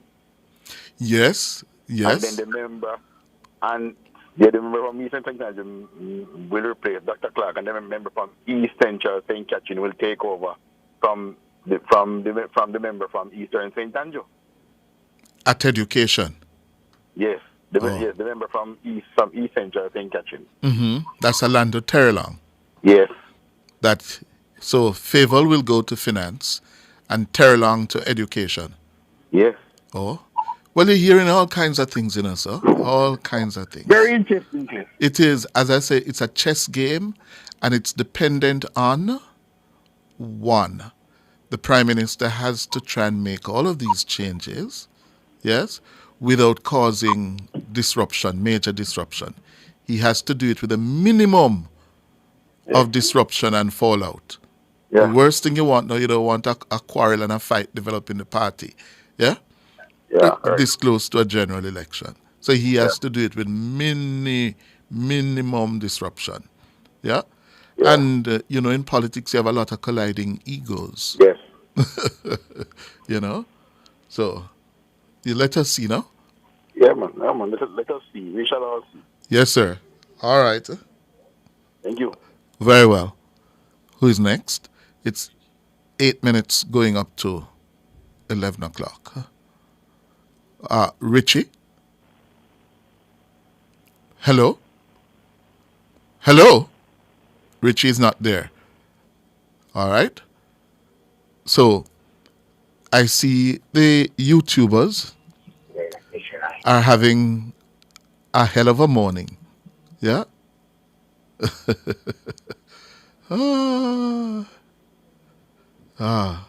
Julius, good morning. Hi, afternoon. How are you? It's morning, Julius.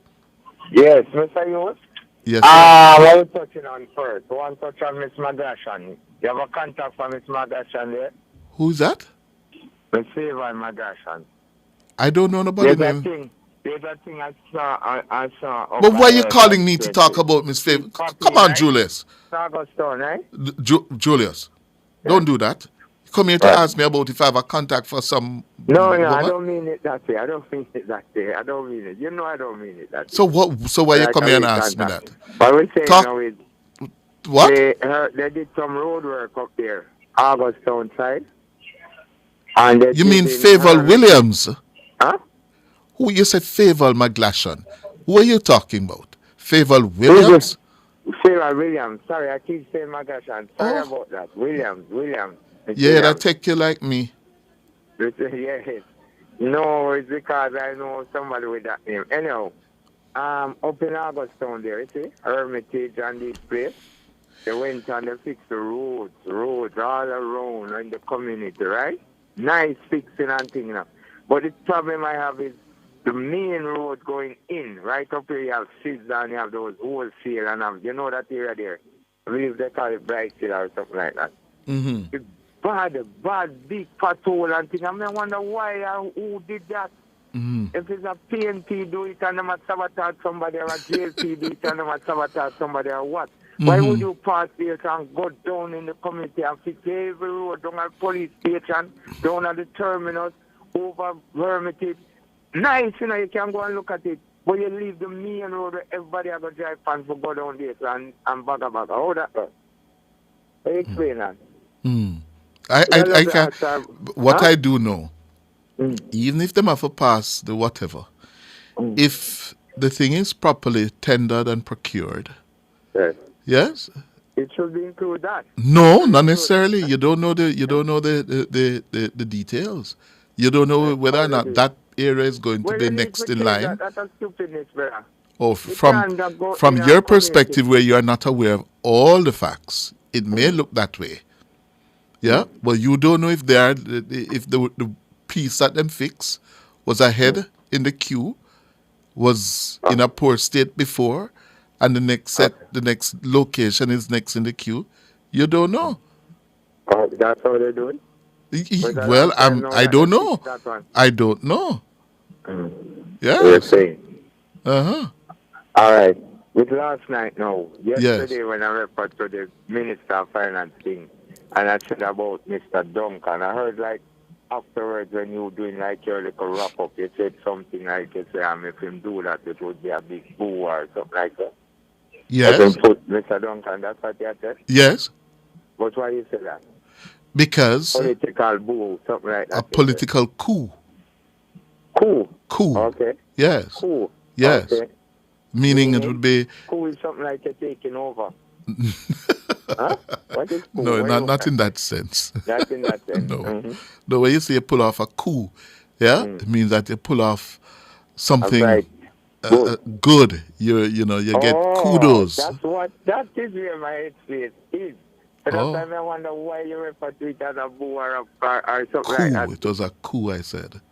Okay, fair enough, right. Yes. Right, because that would be how much Andrew running from the other day. Because it's a lot of people who are well-known PNP, who have big position and have big contract and other things. Mm-hmm. So I realize them now do the political type of thing. You understand what I'm saying? Yes, yes. Yeah. So if him go for that guy, then that wouldn't be a bad idea, man. It wouldn't be a bad idea? Yeah, okay. And a lot of people feel that way too.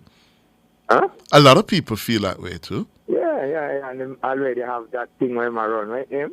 Or economic in there. The Economic Program Oversight Committee, EPOC. Right, he's in charge of it. Yes. And when I saw him did that, when I heard the announcement of that, I was saying that's very good. Mm-hmm. Because as you always say, the history of that gentleman and his family and whatever. Mm-hmm. And then to put him there. Yes. That is good. But anyhow, this thing, election coming, money are going to run. The money to run every election. Say that. What the PNP say? Who said the PNP said they're not contesting this? Dayton Campbell said they're not contesting the by-election. They're holding their fire for the general election. Or what about a credit election? A what? Credit. Credit? If you're not going to buy and you can't get a credit. So tell Andrew to put it as a credit election. So if they come out and contest it now, you know that it is a credit election. All right. Yes. Okay. So let's watch his face. Okay, sir. All right. Pray for them all. Okay. All right. Okay. Time for the break or time for the break? My hands were steady. My eyes were clear and bright. My walk had purpose. My steps were quick and light. And I held firm to what I felt was right, like a rock. Like a rock. I was strong as I could be, like a rock. Nothing ever got to me, like a rock. I was something to see, like a rock.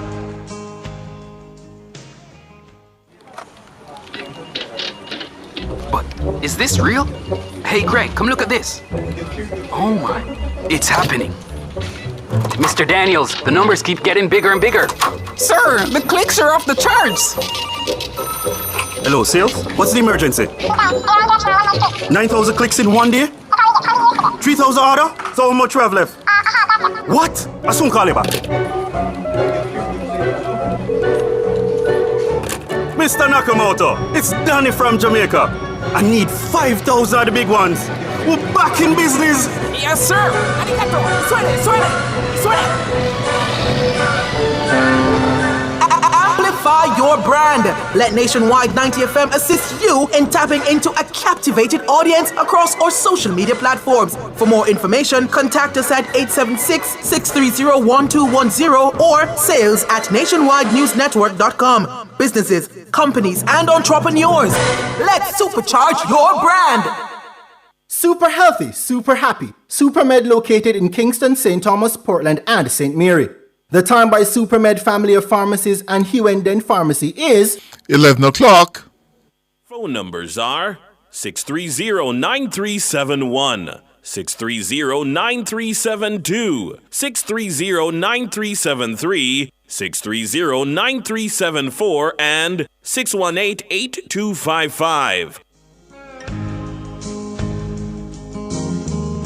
My hands were steady, my eyes were clear and bright.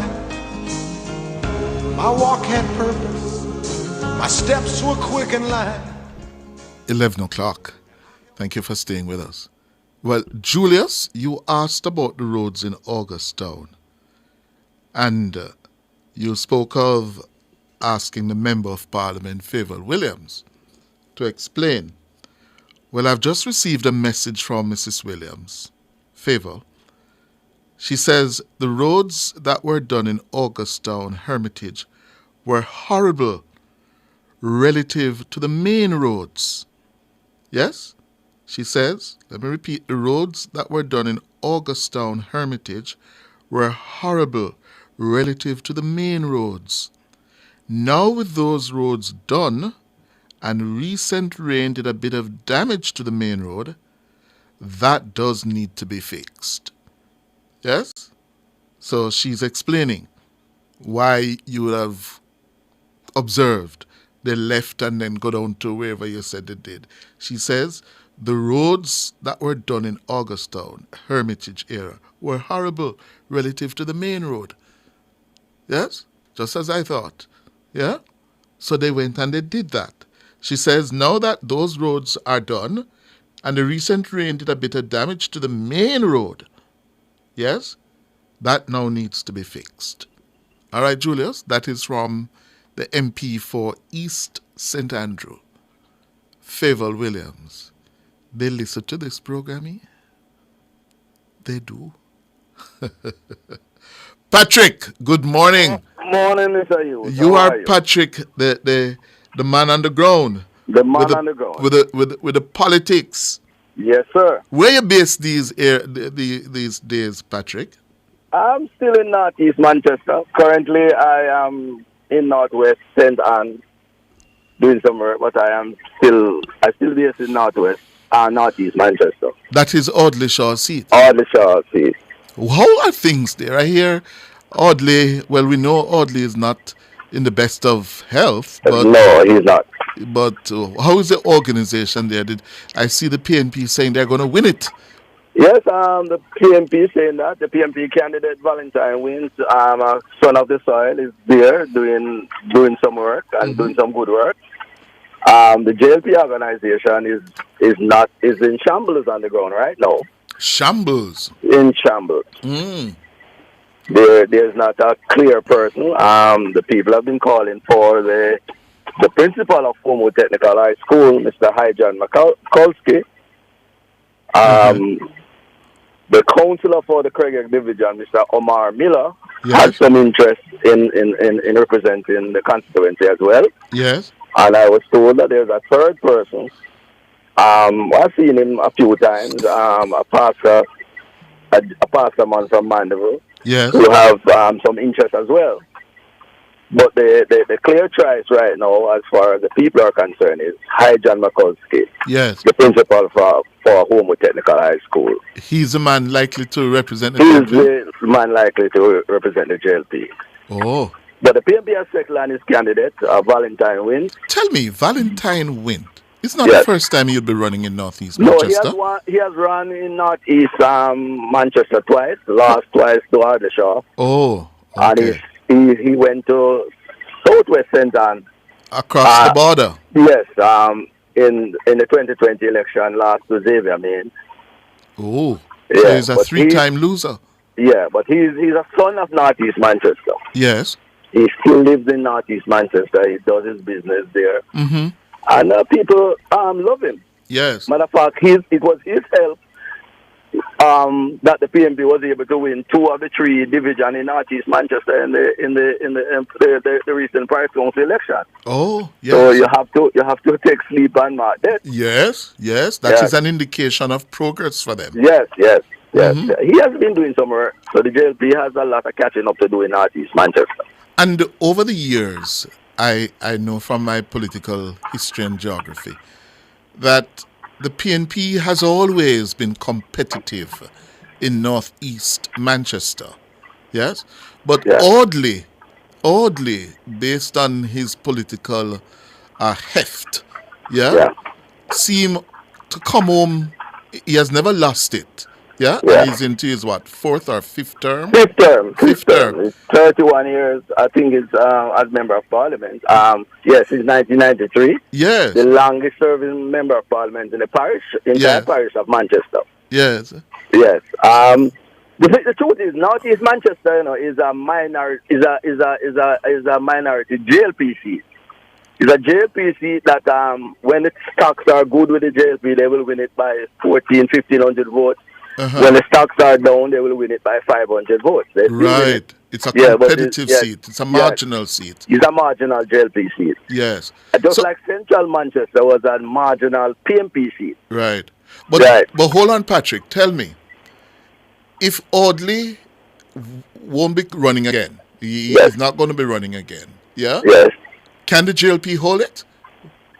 I think they can if they get their act together fast. I think they're taking too long to organize themselves in Northeast. As I told you before, Valwint is way out ahead of them. Yes. He now you control 2 of the 3 councils. Right. And the Christian division that the JLP has never lost before.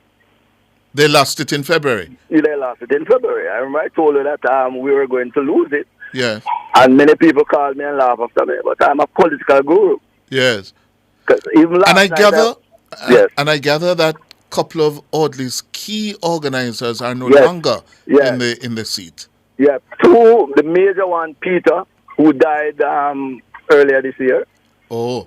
He died, and he was his major organizer, his major fundraiser, and he was his man on the ground. Yes. He lost him. He lost another gentleman who was a huge organizer on the ground as well. Yeah, so that has weakened the JLP in Northeast Manchester, yeah. But the PNP seems to be making considerable progress in Manchester. There's a slippage we saw in Rhoda Moy Crawford, Central Manchester. I hear Bunting is making progress, significant progress, in South Manchester against Robert Chin. So it seems like the PNP is about to sweep Manchester again. Well, the Manchester is always a PNP stronghold apart from Northeast Manchester. Northwest Manchester, PNP, Central Manchester, PNP, and Southern Manchester. So it is, what will happen is that the PNP will have regained their ground that they lost in 2020. So Manchester is PNP territory. And Rhoda Moy? Rhoda Moy is in serious trouble. And I've been saying that for a long time. And most of Rhoda thing in Central Manchester is self-inflicted wound. I tell you that Rhoda is one of the best member of parliament. If not the best member of parliament that Central Manchester has seen. But her politics is where she's been let down. How so? One of the first order of the day is to ensure that the people who put you where you are is happy. The base of the Labour Party in Central Manchester, you have to make them happy. You have to make your indoor agents, your runner, your workers happy. Your workers have to feel you. And I told you that this already, Mr. Hughes. Some of the constituencies in Jamaica that are run by the JLP and the PNP, both sides of the political aisle, with long-serving member of parliament, are some of the worst. You have some of the worst infrastructure in those constituencies.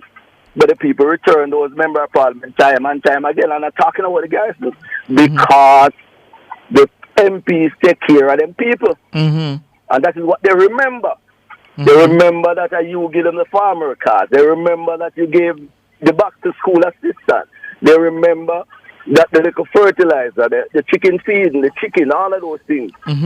People, no matter what they say, they want the road to be fixed, but they want the personal benefit. Yes. And that is how they are on both sides. So you're saying Rhoda doesn't know to play that game? No, she doesn't. Oh. She doesn't. And she has surrounded herself with young, inexperienced people who don't understand what the politics is all about.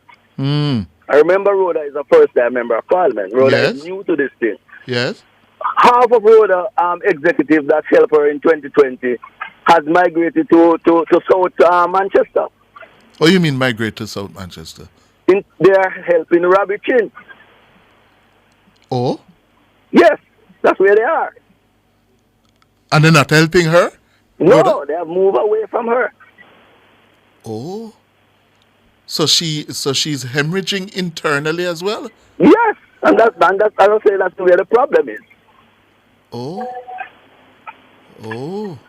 She lost in that past division that we shouldn't have lost Uh-huh. because she made the wrong choice as far as the candidate was concerned. Yes. Oh. And she could have won the run of that division, Mm-hmm. but the political work was not there. Yes. I keep telling them that they have to separate the work of a member of parliament is different from the work of the candidate. The political work is different. Yes. And I tell them that government does not win election. It's political party that win election. That is so true. Political party organizations One of the win things elections. with the PMP in the 1990s, the PMP failed miserably in government, but the party was strong and together. Yes. So they win elections after election. Under Pattison. Under Pattison. Mm-hmm. Yes. The JLP is doing so well in government now. Yes. But the party is not functioning well. Yes. And it's a problem the JLP has had over the years, Yes. They do better in government, but they're not good at the politicking at all. No. Oh. You have to understand that. Mm-hmm. Mm. So I thought they were making changes after February. Yeah? How are those going? The changes in the party? Yes. I don't see any. I see the same old. They're carrying on as if everything is hunky-dory. Yes? Oh? But everything is not hunky-dory. No, Far from it. absolutely not. They should have moved long time to settle Northeast Manchester, find a candidate that should work and could challenge Val Wynn, who I told you before is doing very well in that. By the way, his name is Valentin Wynn. Valentine Wynn. Not Valentine. Valentin. Yes, Valentine. Yeah, man, I know. Yes. Uh-huh. Yeah, we call him Val Wynn. Yes. Yeah. And they have not done so. They have not done so. Ah. And there have been many calls to the secretariat of the party Mm-hmm. to come have the discussion with us and install Hyjan Mikulski. Yes. And as still on deaf ears. Yes. How is Robert Chin doing in South Manchester? He's doing well. And to the contrary, as I told some people not long ago, that it's easier for the JLP to win back South Manchester than Central Manchester. Are you serious? Yes. But I hear Bunting is making Bunting has the fund and is a strong PMP constituency traditionally. But Chin is very organized. He's getting some work done. And I wouldn't be surprised if Chin carried home election night. Bunting is not very well loved in Manchester anymore. Yes, he has a high negative unfavorability, perceptions about him. Yes. Ah. Yes. Well. So I wouldn't be surprised. Mm-hmm. So I heard you saying we're talking about Northeast St. Anne. Yes. And it's clear that the Prime Minister is going to appoint Matthew Samuda as the next Minister of Finance. I don't think so. Mr. Hughes, you always respect you reading the political temperature. Yes. Why would he be going for the by-election in Northeast St. Anne, not calling South Trelawney, not calling Nigel seat, although it's not vacant yet. Right. The only reason that he has asked Marsha to step down is to make way for Matthew Samuda to be finance minister. Or I don't think he will. That is the thinking, to make him finance minister, What yes, will make him? I think he may put him in the Ministry of Finance, and the Prime Minister takes. From the Senate. Well, yeah, they put him in the Ministry of Finance as State Minister, not as Finance Minister, and the Prime Minister himself may hold on to finance. Yes, I don't think so. But that's not my reading of it. My reading of it is that he's finding a space in the Senate for someone to come in. It's a straight swap between Marsha and Matthew. I am hearing that too. Whatever knows. It's a straight swap, Mr. Hughes. I never wrong when I read this political temperature. Well, you're a brave man to say you were never wrong. Hold on, never wrong. Patrick. Hold on. We're up on a break. My hands were steady, my eyes were clear and bright. My walk had purpose, my steps were quick and light. And I held firm to what I felt was right.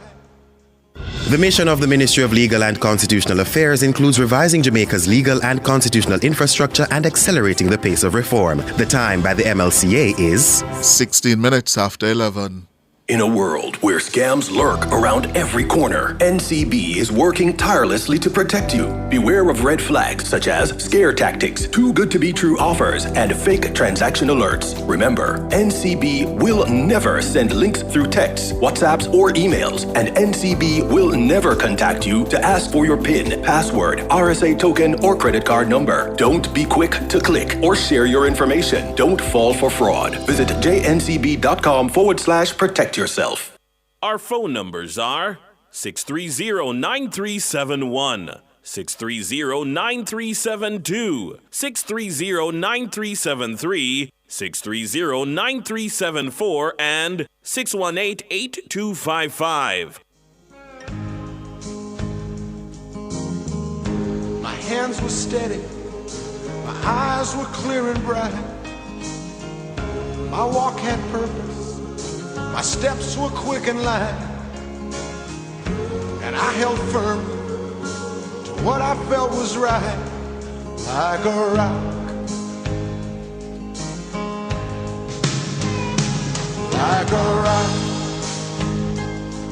I was strong as I could be, like a rock. Nothing ever got to me, like a rock. I was something to see, like a rock.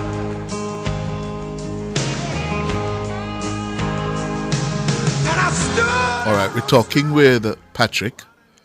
Patrick Taylor is a man who is underground, especially in central Jamaica, with the politics. And not for the first time, he has been with us for quite about 2-3 years now. Patrick, you have been giving us insights, political insights from the ground. Right? Are you there, Patrick? Yes, I'm here. Yes. So you're saying you believe that it will be Matthew Samuda going to finance? At least for the next 8 months, until we look at two persons that I have in mind. David Panton or a Keith Duncan. Oh. So there are safe JLP seats that will be available, but I think Matthew Samuda will be the man in the interim, carrying the flag until the next general election. Well, let us see. As something come. Yeah? Yeah. That's what I've been telling Mother. Yes, as something come. Let us see. There wouldn't be a by-election unless that was the case. Why would he call it? Matthew is a minister already. It's clear that Matthew is going to replace Marsha Smith if the election was next year. It is clear that Matthew has been on the ground doing some fantastic work on the ground for the JLP from he came a year and a half ago. So it's not an issue with Matthew. The only reason he's calling the by-election is to appoint Matthew as Minister of Finance. Right? Well, let us see. And to continue the PR and the great work that Nigel was doing. Oh. So tell and for him politically to appoint Nigel, to appoint Matthew, he will get some political stock from that. Young, bright guy. Uh-huh. Matter training is in that area too, you know. Oh, I didn't know that. Yeah. I didn't know that. Well, what is happening South Trelawney? Right, all right. So, my understanding that South Trelawney, the PMP, Paul Patmore, is doing some good work down there. The JLP is waiting on Mrs. Dalrymple to clear her name and return as a member of parliament. Because once Mrs. Dalrymple is the JLP candidate, nobody can beat that. Yeah, she's a towering political force. She is a force to be reckoned with in Trelawney Southern. Yes, yes. Well, will that clearing of her name happen anytime soon? Well, I don't know. You have your friends in the justice system. I don't know. Yes. Yeah.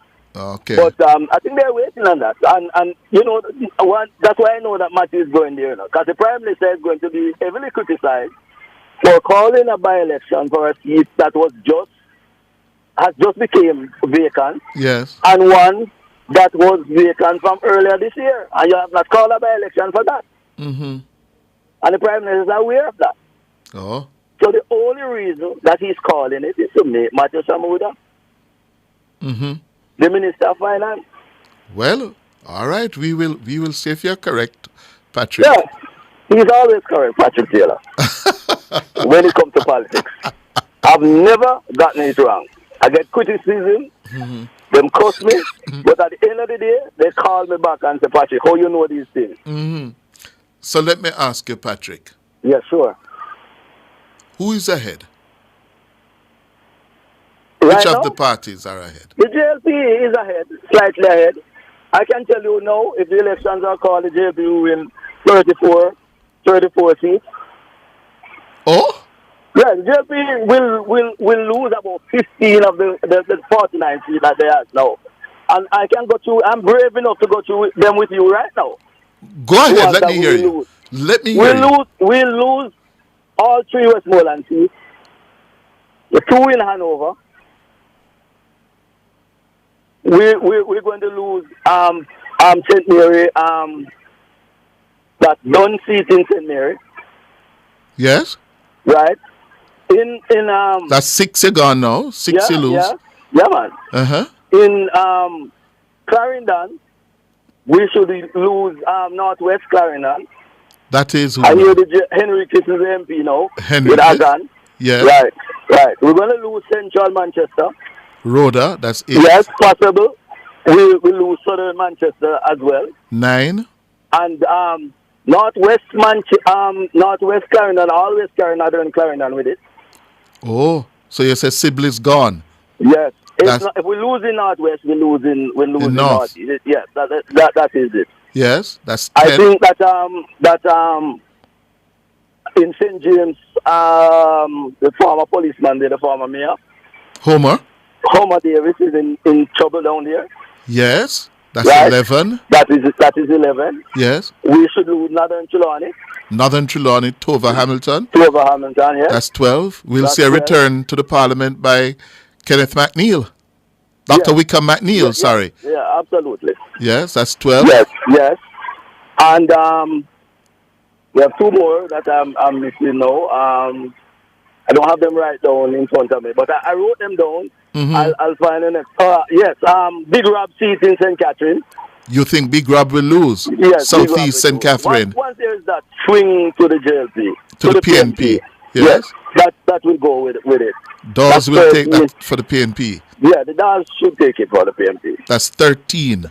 13, and I'm trying to find the other one. 2 more, you said 15. I say at least 15. Yes. Yeah. So you're at 13. 13. So I'll remember the next 2 during the course of the conversation. But that is where they are. Oh. And the PNP. Central Kingston. Yes? Yeah, Central Kingston is one. You think the PNP will take back Central Kingston? Yes, no, will eat. The JLP won Central Kingston, got 3,000 odd votes and won Central Kingston. Yes. Shows that the comrades never come vote. Yes. So the right candidate, it's gone. Yes. It is gone. Yes. But I can assure you that Vaz, Anne-Marie Vaz is safe in Portland. Yes. What about St. Thomas East? St. Thomas Eastern, that is up. Up for grabs. That's some serious work. The JLP needs to do some serious work with Michelle Charles down there. Yes. Yes. And your friend needs some serious work as well. Favor in Eastern St. Andrew. In Eastern St. Andrew. Oh. Juliet needs some work. Juliet Catberfin. In West Rural St. Andrew. In West Rural St. Andrew. Yes. There are some terrible roads down there too. Mm-hmm. Need some help. What about Mrs. Holness in East Rural St. Andrew? Mrs. Holness is good. She has been doing the political work and she has been doing the work as a member of parliament. She's good. I have no problem with her. Mm-hmm. I don't worry about her, none at all. Yes. Right. So, for the And if the JLP is not careful, they're going to lose Northeast Manchester. Northeast Manchester. Yes. So there you have your 15. Yeah. Mm. Yeah. And for the PNP to win, they have to win 18 of the 49 seats the JLP now has. Yes. And don't lose one of theirs. Yes. Yes. They can't lose more than 15, as I told you before. Oh. Yeah. So they're going to be returned the third term with a significantly reduced majority. Significantly reduced majority. Yes. Yes. It's going to be a close one. Yeah, it is going to be. Something like what we saw in 2016. Not as close as 2016, but somewhere there. Oh. The people still not convinced about Mark Jefferson going either. Oh? Yeah, they're not convinced about Marky G. Mm-hmm. Marky Bitches, as they call him these days. Yes. Oh. And Holness still has the love of the Jamaican people. He has lost some, but they still love him. Yes. And people know that Holness is trying.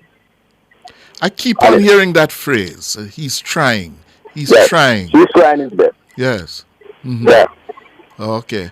All right, sir. With the secretariat now at the JLP, that's where the problem is. JLP secretariat, led by Dr. Chang, yes, need to know right now, not tomorrow, not next week, to put a team in place. Select these 35 constituencies that I said that the JLP is going to win, and put a team, a strong team, to work them for the JLP right now. That's what they need to do. And when I say all the 35, not all 35 seats, because like a West Kingston, a Central St. Catherine, Central Clarendon, all those seats we don't even need to do some overworking. But the others, we need to do the work and ensure that Andrew Holness gets the third term that he deserves. Because this is the first time in our history, Mr. Hughes, that a government can come to the people and campaign on its record. Yes. The work that they have done. Now, whether you're PMP or jail, they have a record. Honest, they do. Honest, you will know that this government led by Andrew Michael Holness has done a great job. And that is why the IMF has plucked out Nigel Clark and said, you are an example. So we are taking you and we will put you to the world to see what a little third world country can produce. Very well. Clearly, sir. Thank you, Patrick. You're most welcome, sir. All right. Time for the break. My hands were steady. My eyes were clear and bright. My walk had purpose. My steps were quick and light. And I held firm to what I felt was right, like a rock. Are you ready for a patio makeover you can afford? Then come to Paradise Patio Furniture and Grills in Montego Bay. We now offer a new line of beautiful, truly affordable furniture that will make your outdoor space look amazing. And you won't find it anywhere else at these prices. Get that high-end look that is sure to impress, easy in-store financing, and island-wide delivery options too at Paradise Patio Furniture and Grills, Witter Village Mall, Montego Bay, and ParadisePatioJamaica.com.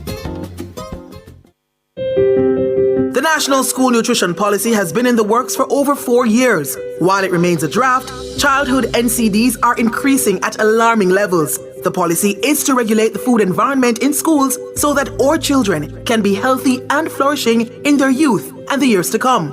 So what is School Nutrition Policy Day? Ministry of Education, Ministry of Health, it's implementation time. Let us move the policy from draft to reality for the upcoming school year. The proceeding is a paid announcement by the Jamaica Youth Advocacy Network. On Sunday, August 11th, in the quiet community of Cherry Tree Lane in Clarendon, our entire nation was shaken by a brutal act of violence. Gangsters mercilessly took the lives of 8 innocent Jamaicans, including a 7-year-old boy and several women. These criminals will strike again, destroying more families and more communities unless we stand together to stop them. If you have any information that can help bring these killers to justice, please share it with the security forces.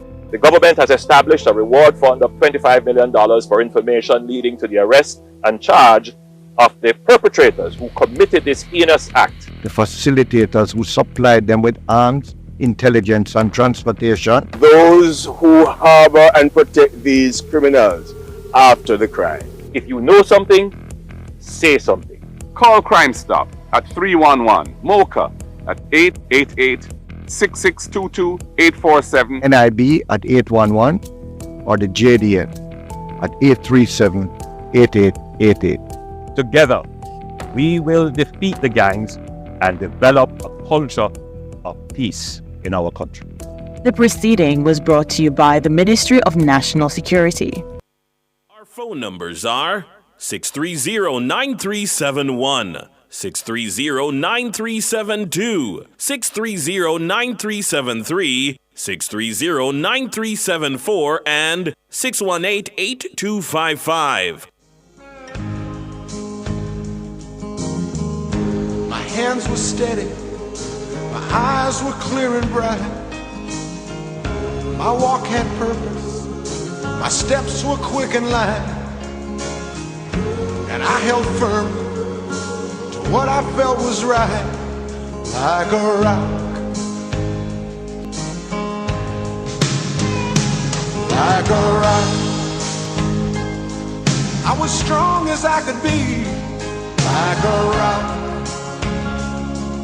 Nothing ever got to me, like a rock. I was something to see, like a rock.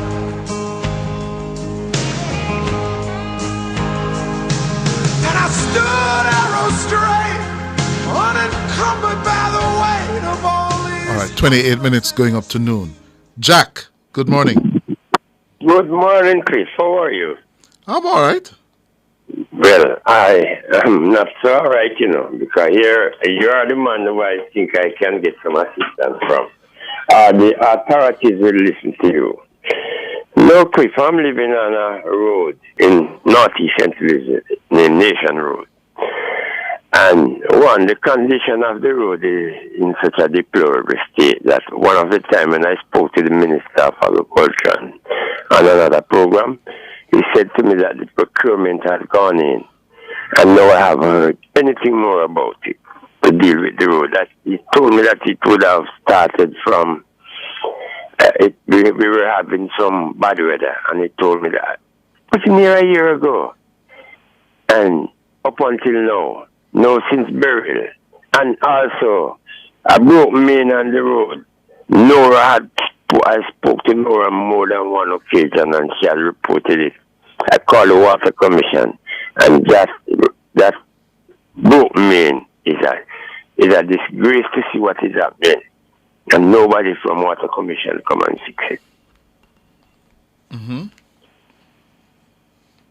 Yes. No, I know the authorities listen to you. I even made a video and put it on TikTok, hoping that I think the Prime Minister of himself, who I know monitor this program, and I know he is familiar with the road, he would have called the Member of Parliament and asked him to do something, no matter what. You really want your Prime Minister to be doing that, sir? Come on, think about it. Think about it.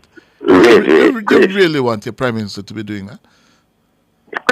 If you're familiar with somewhere from your boyhood days, yes, and you heard the plight of the people, yes, out of not only because of the political part of it, but somewhere where as a young man you usually walk on every day when it comes to your holiday. Yeah. and now the road is in a state of disrepair. Yeah. Let me tell you, there's a section of the road you cannot drive there anymore. The lanes are overlapping the road. Well, sir. The well, grass, hold on, sir. Hold on. Sir, let us appeal to those who have responsibility to get it done. I would not want to ask, if I hear my Prime Minister is sitting down listening to a program like this and then go red for a road, yeah, he should be fired. That's not what he's there to do. Come on.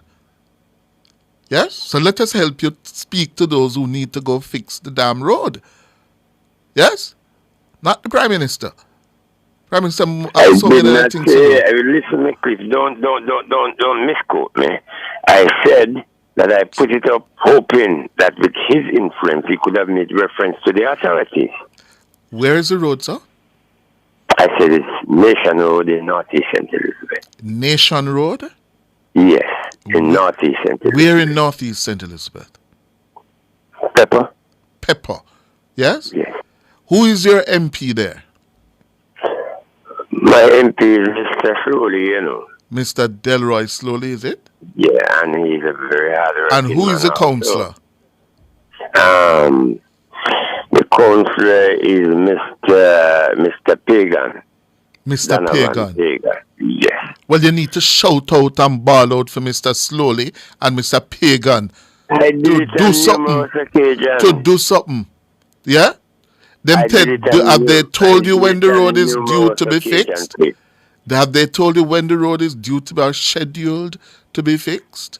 I said to you that the last time I spoke to the Minister of Agriculture, because it's a farm road, he said that it has gone in for procurement and it's over a year and it would start in another month or two. And it's over a year now since you have said that to me. So I stopped asking questions about it because it don't seem as if Well, sir, you have a year. They told you in another month, did they? Yeah, in another 2 months by the time the rain. All right, so what your call should do is to remind them loudly. That's why I'm using that's why I'm using your program. And you have done that, right? Your call is to remind them loudly that, listen, this has been in the queue now for more than a year.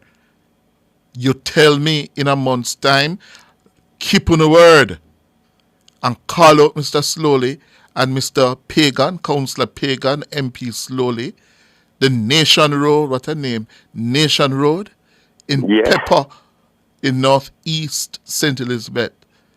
Mm-hmm. The residents there are saying they have suffered and waited long enough. We need to fix them road now. Okay? All right. Thank you very much, please. Thank you very much, man. You're welcome. welcome. I'm happy that you accommodated me. All right, thank you. You're welcome, sir. Okay. Good. 22 minutes going up to noon. Yes? Who is next? Richie? Richie? Hello? No, Richie is not there. Cleveland. You know what make me call? No? That man, how he come from? Who, Patrick? I have to put my consistency Patrick? on the list. Him mad. Telling me mad. He body Cleveland. And him don't know what go on in West Rural. He just a jump on something. He don't know what's going on in West Rural. What is going on there?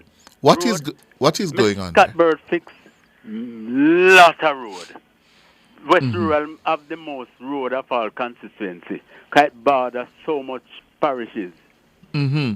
Right? Yes. And I can commend her that she do a lot of roads. Mm-hmm. Lot of roads where people never know said them would do. Mm-hmm. So I don't know how him get on using both roads. Mm-hmm. Road is not it all. She put water, go do your investigations and talk about the things that she have done. Well, tell me, what are the things she has done?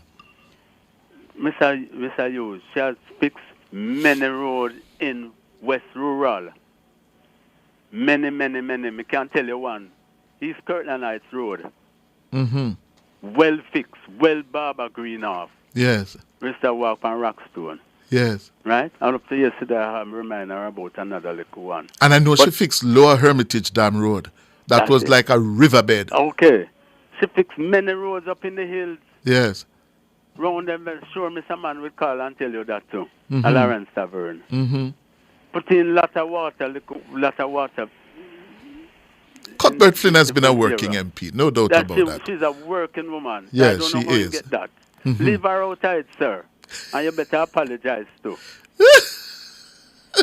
Leave her outside. They want me to do. She have done well. They Cleveland. You know, you say a 15 and I lose. 15 Well, seats. him can't say anything, because then afterward, now him commended the Prime Minister for the amount of things him do. Now so that people looking at that. Uh-huh. Hmm? Uh-huh.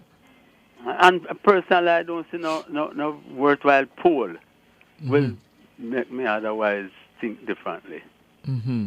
See, all of the poll them will come a false poll them. Oh, please. No matter who do them. Oh, please. Right? Because them do it to suit what they want to put to the country. That's why I believe the poll, what these nowadays poll is doing. Oh. Money talk. Oh. You see? But me have to watch how the contest going. I'm sure though, I don't see no big movements all now from the JLP. One and two heroes there to me have some weak point, but we can catch up with it. Mm-hmm. Right? We can catch up with it. But anyhow, though, sir, I'm looking for Matthew to be the finance minister. I don't think Matthew Samura? Yes. Oh? Yes. From I hear Marshall give up the seat. I said, well, yes. Matthew Gwen can come be the minister of finance. Okay. And the party have it well set out. Okay. Yeah, man. Well, you're a well-connected laborite. You should know better than me. Well, it's just my own thinking, Mm-hmm. That's the way I see it go. I'm not hearing from nobody else in that sense. Uh-huh. Yesterday I was telling my friend that Matthew going to be the man. Oh. Yes. And it will fit that era. Okay. Yeah, man. Anyhow. Let me hold on for Nora now, please. All right. Good. All right. Who is next? Well, let's go to the break. My hands were steady, my eyes were clear and bright. My walk had purpose, my steps were quick and light. And I held firm to what I felt was right, like a rock.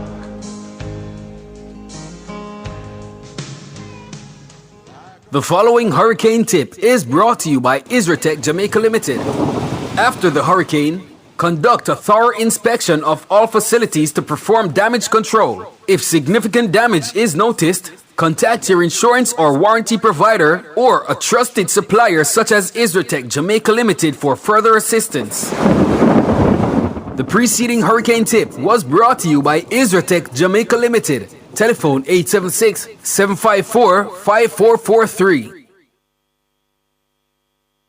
Books, bags, and winning is what back to school is made of. Start your school year winning with JMMB Money Transfer and collect your share of the $250,000 cash prize plus $200,000 in Sangster's book vouchers. Send and receive your RIA, MoneyGram, Zoom, and Remitly remittances the fast, reliable, and convenient way. Visit jm.jmmb.com/money-transfer for details on how to enter and win. Authorized under Section 58.3 of the Betting, Gaming, and Lotteries Act. Conditions apply. How certain are you that you're taking proper care of your pets? How often do you take them to the vet? Just as we need annual checkups with our doctors, most pets need regular checkups too. Owning and caring for a family pet doesn't have to be a difficult or burdensome experience. Nationwide 90 FM has an exciting feature called Pets World that will help you take better care of your pets. Join Nationwide 90 FM every Wednesday at 6:50 a.m. during the program This Morning as we take you into the do's and don'ts of caring for your pets. pets. That's Pets World every Wednesday at 6:50 a.m. during the program This Morning on Nationwide 90 FM, a revolution in media. Carmen's Collection and Furnitureland is having a summer sale. 40 to 50% off on all furniture. The time by Carmen's Collection and Furnitureland. Furnish your home Carmen's way is... Carmen's time, 11:45. Our phone numbers are 630-9371, 630-9372, 630-9373, 630-9374, and 618-8255. My hands were steady, my eyes were clear and bright. All right, our next caller is Simon. Good morning. Good morning, Cliff. Good morning, sir. I want to ask you, Cliff, do you remember who is Simon? No. No, you don't. No. But I certainly know that you remember Mr. Mason, you remember Betty and Blaine, those persons who worked twice at the radio station. Yes, of blessed memories, Betty and Mason. And you remember when Cliff Hughes started with Nationwide, when friends were very, very few. Not you? I remember starting Nationwide, yes. Yes, and when friends were very few, all business that started always have few members and it developed. Mm-hmm. Well, Simon is one of them that helps to promote your company. And trust me. But I'm having a little problem with you over these number of years. Mm-hmm. I am listening to your callers, and it is a one-sided callers are calling on your program.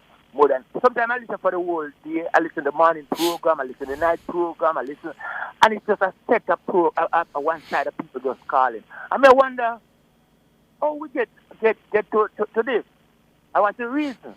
I think if you listen back to your program, you can attest to the fact that the reality. The realities are just realities. We hardly have. I know that you have problem with certain callers that used to call regular and they may call again and all of this. But it doesn't look good for Nationwide. And I believe something wrong with why we're not getting a more level field calling into the station to defend. And so I think that I recognize it. To defend what? To defend what? To defend the other side. Remember, two sides all the while. I remember, you know, without training, Nationwide build out of PMP, DLP callers, them, you know. Remember, me tell you that, you know, Cliff. A reality that, you know. When it comes and me tell you, Nationwide build because of the political side of, or we PMP, we DLP, we whatever, do these things, right? And the listening public will come in and listen and like the vibrancy and everything. And the vibrancy cannot be one-sided, it has to be two-sided. You understand? So what I'm saying is that, me just say to you, you know, because me is one of the original man to your program, and I can tell you, your station usually call me and ask me what point I have to discuss, and I always have a point to discuss. You understand? Oh, we used to call you and ask you to discuss. Yes. Oh, yes. I don't recall that, but go ahead. Well, you might not recall it now, but I can tell you, that was... You used to have some person, man, say your thing, and when there's no call, a member, me always have this call. Okay. I tell you, it's reality, that fact. I tell you, so it's something that I'm telling you where I'm coming from. I remember telling you in some organization and something, and I said, listen to Cliff Hughes program 90.5. It's a good program. You understand? And people begin to hang on and listen. I'm tell you, I sell the program a whole lot. And I'm not joking. Even in a parish, I can tell you a lot of people. Which parish are you? Which parish are you? Cliff, I don't want to say it though. Why? A lot of persons who are listening know my voice without fairness, to be frank. So let's hold it like that.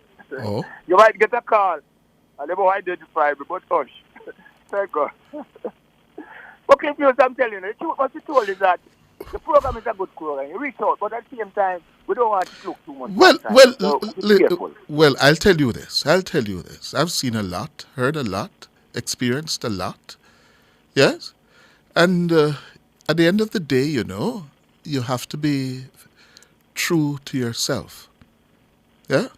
And I've tried to do what I am doing according to certain principles.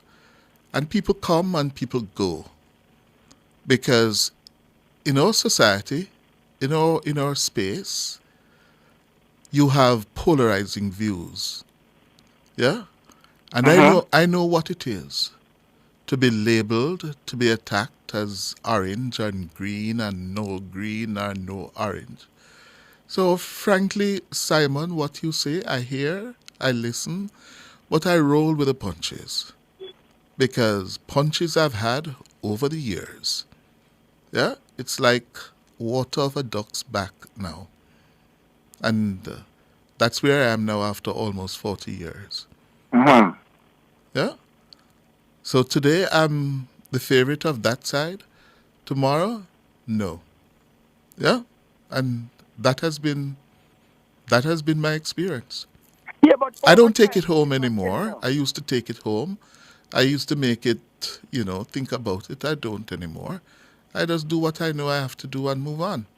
Yeah, Too bad. but in natural realities of life, people are listening, and when they listen, just one set of people just a call. But we don't determine that. Yeah, you choose to. Did anybody stop you from calling this morning? No. It's a while I'm not calling up. It's come. Maybe that out, Okay. Well, there you go. And I have had it out with a lot of people. A lot of people. You're not singular in that regard. And a lot of people have had it out with me. But me still try to, me still just cool sometime, and sometimes just listen, and me I say, boy, me feel away when me hear the word for one side the thing, and me I say, boy, you can call. You can call. I'm not telling you that I won't call. I'm just called to well, I can't. I am not going to. Look at this now, I'm not going to lose. And I just want to add. I didn't really call to say touch our side. Maybe the station itself to the benefit and the betterment of the station. That me talk about. Because without fairness, your station carry the political thing where maximize more than anything else. Other station. Some station will always have them like a regular this and that, but your base more political. So you will accept more political issues and bring out more of that, which is not the bad thing, because the truth must be told. I remember I said to you one time, and I asked the question, what is the meaning of being bright? And you were saying to me, it's a good question, boy, because sometimes we wonder who is bright and who is not bright, Because some people feel like if you not go to university and if you not go yes and this and whatever, then you're not bright when you make certain things. But the truth must be told, it's a very important question to ask of many people. And I'm going to tell you one I think that I ask this question all the while. How can a person say they are bright or being bright and they say they do not vote? And I tell you why I said that. I said it because when you look at the only significant thing that can keep a country running democratically is the voters who do it. So I look down and I look on the lesser of what we call the citizens in the country who live in the ghetto, who live on the wayside, who live in the bushes, who live all kind of way, and some of them will never go to school, and some of them will never go to high school, and go to high school and never go to college, and all of these. Those are the persons who are leading the trail and voting almost every election, be them JLP, PMP, or otherwise. Mm-hmm. The truth must be told. The brightest of the brightest, the persons who say they are the brightest and the brightest in the country, many of them, even some of them, were there on talk show, analyze politics and all that. Some of them are voting, but they are there analyzing. Mm-hmm. And when I look at Venezuela, I said to myself, we can use Venezuela as an example. The percentage of people that used to vote in Venezuela cut right back from to almost zero. So we're born in Venezuela now, everybody are demonstrating too much people are dead to get back their freedom. And even when they vote, because of what them allowed to happen, they still don't know where they are at this particular time. Mm-hmm. Yes, Jamaica has gone way down with voting pattern, way down about 38% or whatever it is that people have voted, whatever it is. The truth must be told. The brightest of the brightest in the country must recognize that their freedom to be out there right now, even me then on this program speaking out, is because we have a democratic country and a democratic system where we can criticize, and all who can criticize government and criticize opposition, they have that access because of the voters who vote. Yes. So if you say you're bright, then you should have vote to keep your own freedom. Your own freedom. You know, vote to say specifically PMP or JLP, you have to vote to keep the democratic process continue in your country. Yes. So when I want to say vote, believe me, I wonder if them bright and they read where we come from with slavery. No wonder. And it's how you define bright, yeah? Because citizenship is what I think you are more describing instead of whether you're bright, book bright or knowledge, whatever. It is citizenship. And if you understand citizenship in a democracy, then you would have a great appreciation of how vitally important it is to participate. And by participating doesn't necessarily mean only voting, because there are people with genuine issues as to who and why they should vote. But if you're at that place, then it means that there is something amiss in your eyes. And that should motivate you who choose not to vote to get involved in something else to enhance the democracy and to improve or to fix, to remedy whatever it is that is stopping you or preventing you from, in all good conscience, go to the polls to vote. You have other means, other avenues to get involved as a citizen to turn it around. Yes? And democracy is fragile, very fragile. And we are seeing it in several countries today. Yes. A few people who are determined to end democracy and to take away your right to choose, your right to be free, they are enjoying a fair bit of success. Yes, right now, our great neighbor to our north is in an almighty struggle between the forces who would rather cut freedoms and erode democracy. We have a man in the United States who is saying, this is the last time we're going to vote in a presidential election. Yes? And, it's when citizens fail to understand and to appreciate what that means, then the democracy dies. Exactly. And I remember I said to Mr. Mason, while you are, because I asked Mr. Mason a question already. Mr. Mason, why the reason, and when Mr. Mason said, because remember, I did say on your program that he did not vote, for whatever reason, you used to vote and it stopped.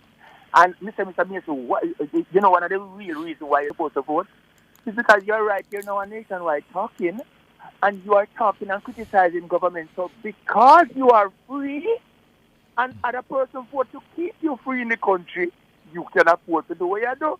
And in last, I tell you. All right, we're up on the news. Thank you for your call, Simon, and keep on calling. Okay, I will. Okay, good. That's where we're going to leave it for the morning session. We're going to make way now for the world at noon. We'll be back at 12:30. My hands were steady, my eyes were clear and bright. My walk had purpose, my steps were quick and light, and I held firm to what I felt was right. Tune in to Nationwide 90 FM, the new revolution in media. Stay ahead of the curve with our cutting-edge reporting and accurate breaking news coverage. We're having an earthquake. Oh, God. Hear it here first on Nationwide 90 FM. Is that really Cliff Hughes talking? Tune in, turn up the volume, and listen. We bring a mix of news, entertainment, and sports to your lives. Nationwide 90 FM's live and continuous coverage of the World Championships in Budapest, Hungary. News and discussions week mornings. Coming up in the news at 6 for this morning. Entertainment in the afternoons, then news again in the evenings. Nationwide news at this hour, fired. Also tune in to the entertainment and sports shows in the nights and on the weekends. It is Boy Things After Dark right here on Nationwide 90 FM. Everything is news, from current affairs and entertainment to sports, business and other categories. Nationwide 90 FM. This is Beanie Man. Give it to them. Zaga, Zen. From every whisper to every commotion. That's rubbish. The KSAMC cannot investigate itself. Was Cliff Hughes really talking like that? Every news story unfolds here first at Nationwide 90 FM, the new revolution in media. Every sound is a story, and every story we share is news.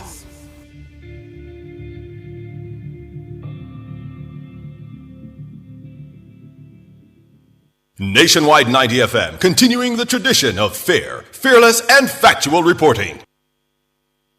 Clearing personal, non-commercial shipments at the port? Avoid the wait. Request a contactless clearance through your agent today. It's more efficient. It's secure. The time by the Jamaica Customs Agency is 12 o'clock. The News at Noon teasers are brought to you by Educom Cooperative Credit Union, providing value through service. It's credible and factual. The World at Noon on Nationwide 90 FM.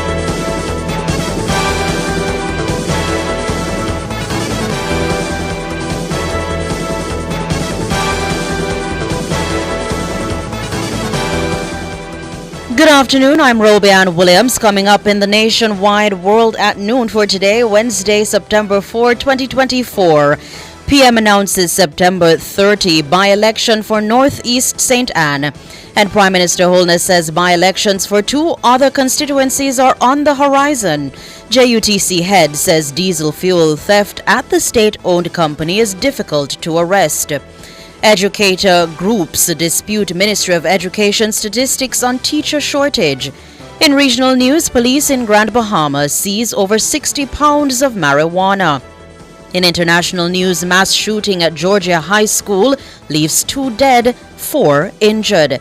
And in sports, Rupert Hunter appointed CCO of Cricket West Indies. The details after the break.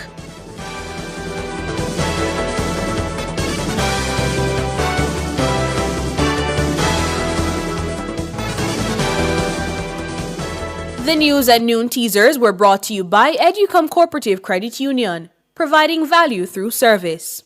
If it's news, it's got to be Nationwide 90 FM. The Midday News is brought to you by Total Tools. We almost always have it.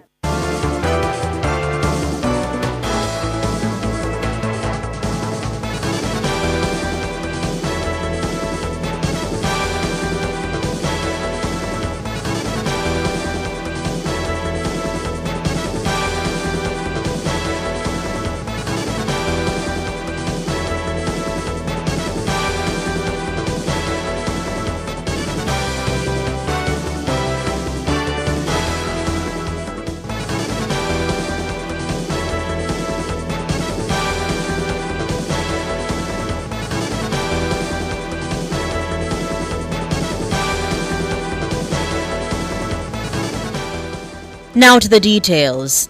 A by-election has been announced for the constituency of Northeast St. Anne on September 30 this year. Nomination day is scheduled for September 11. The announcement sends a strong signal that Prime Minister Andrew Holness is readying the ruling Jamaica Labour Party for general elections due by October next year. Dana Davey reports.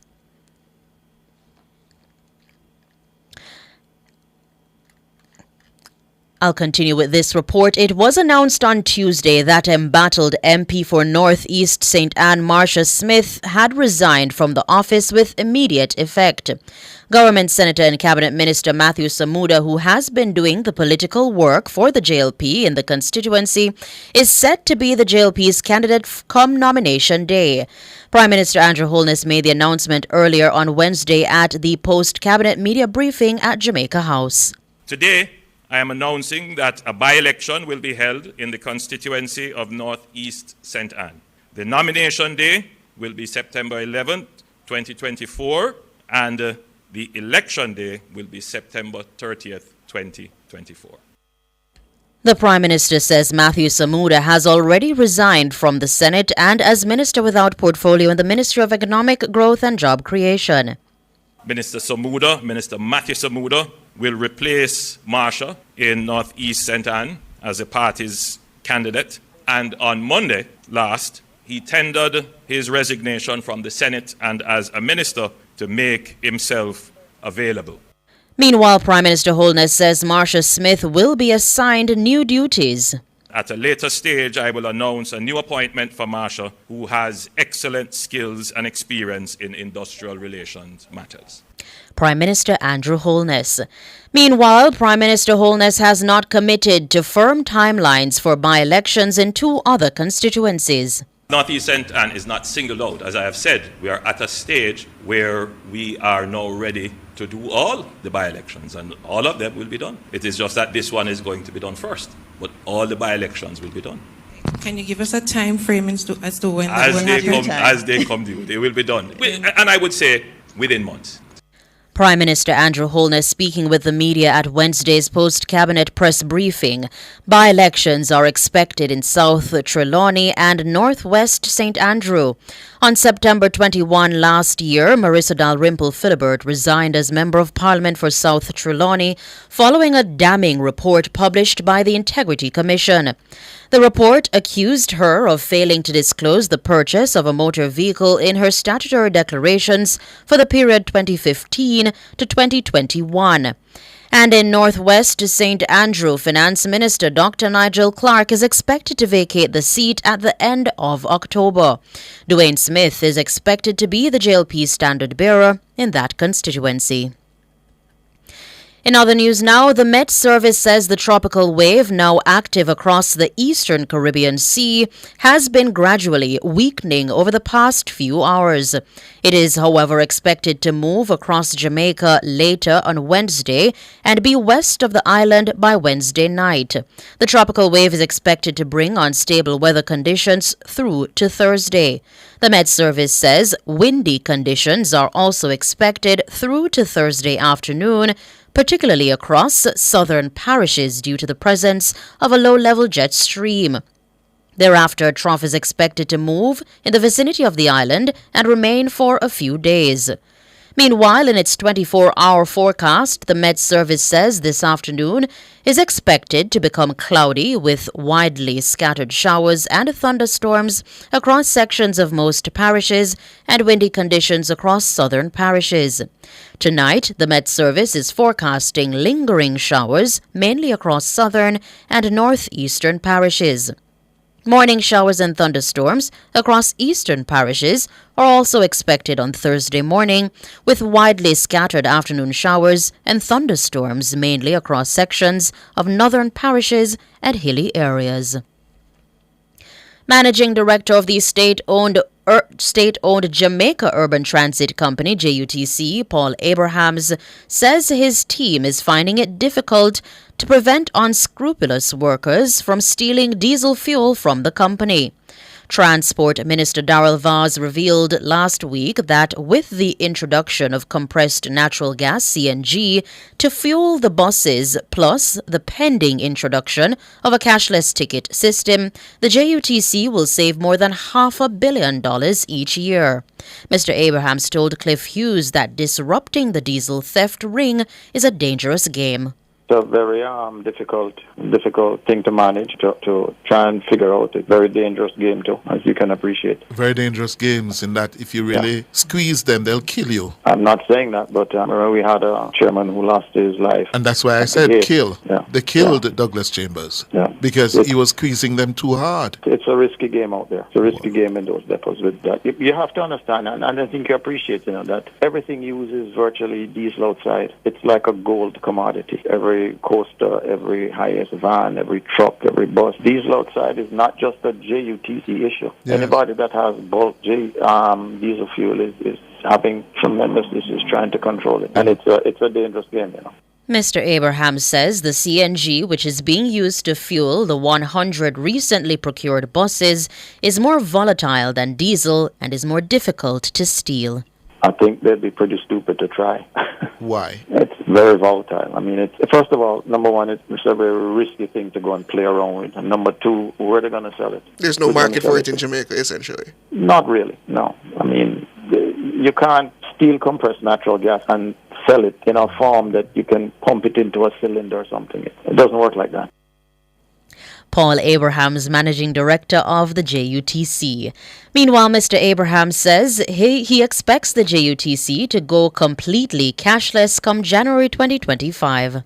I think that we will probably be going cashless by January. We are in the process right now of transitioning the cards, the older card to the newer card. They came in a bit late, so we're in the process of getting those cards out to the commuters now. For example, if you have a smarter card, you can go in and you can get your new card, your new smart card. So it's a matter of transitioning those cards. We have 2 validators on the buses right now. That is to accommodate and not disenfranchise anyone who has an older card. But the thrust right now is to get the new cards out, and slowly as the new cards go out, they'll be using the newer machine, and we will be withdrawing the older machine, and the cashless portion will start then.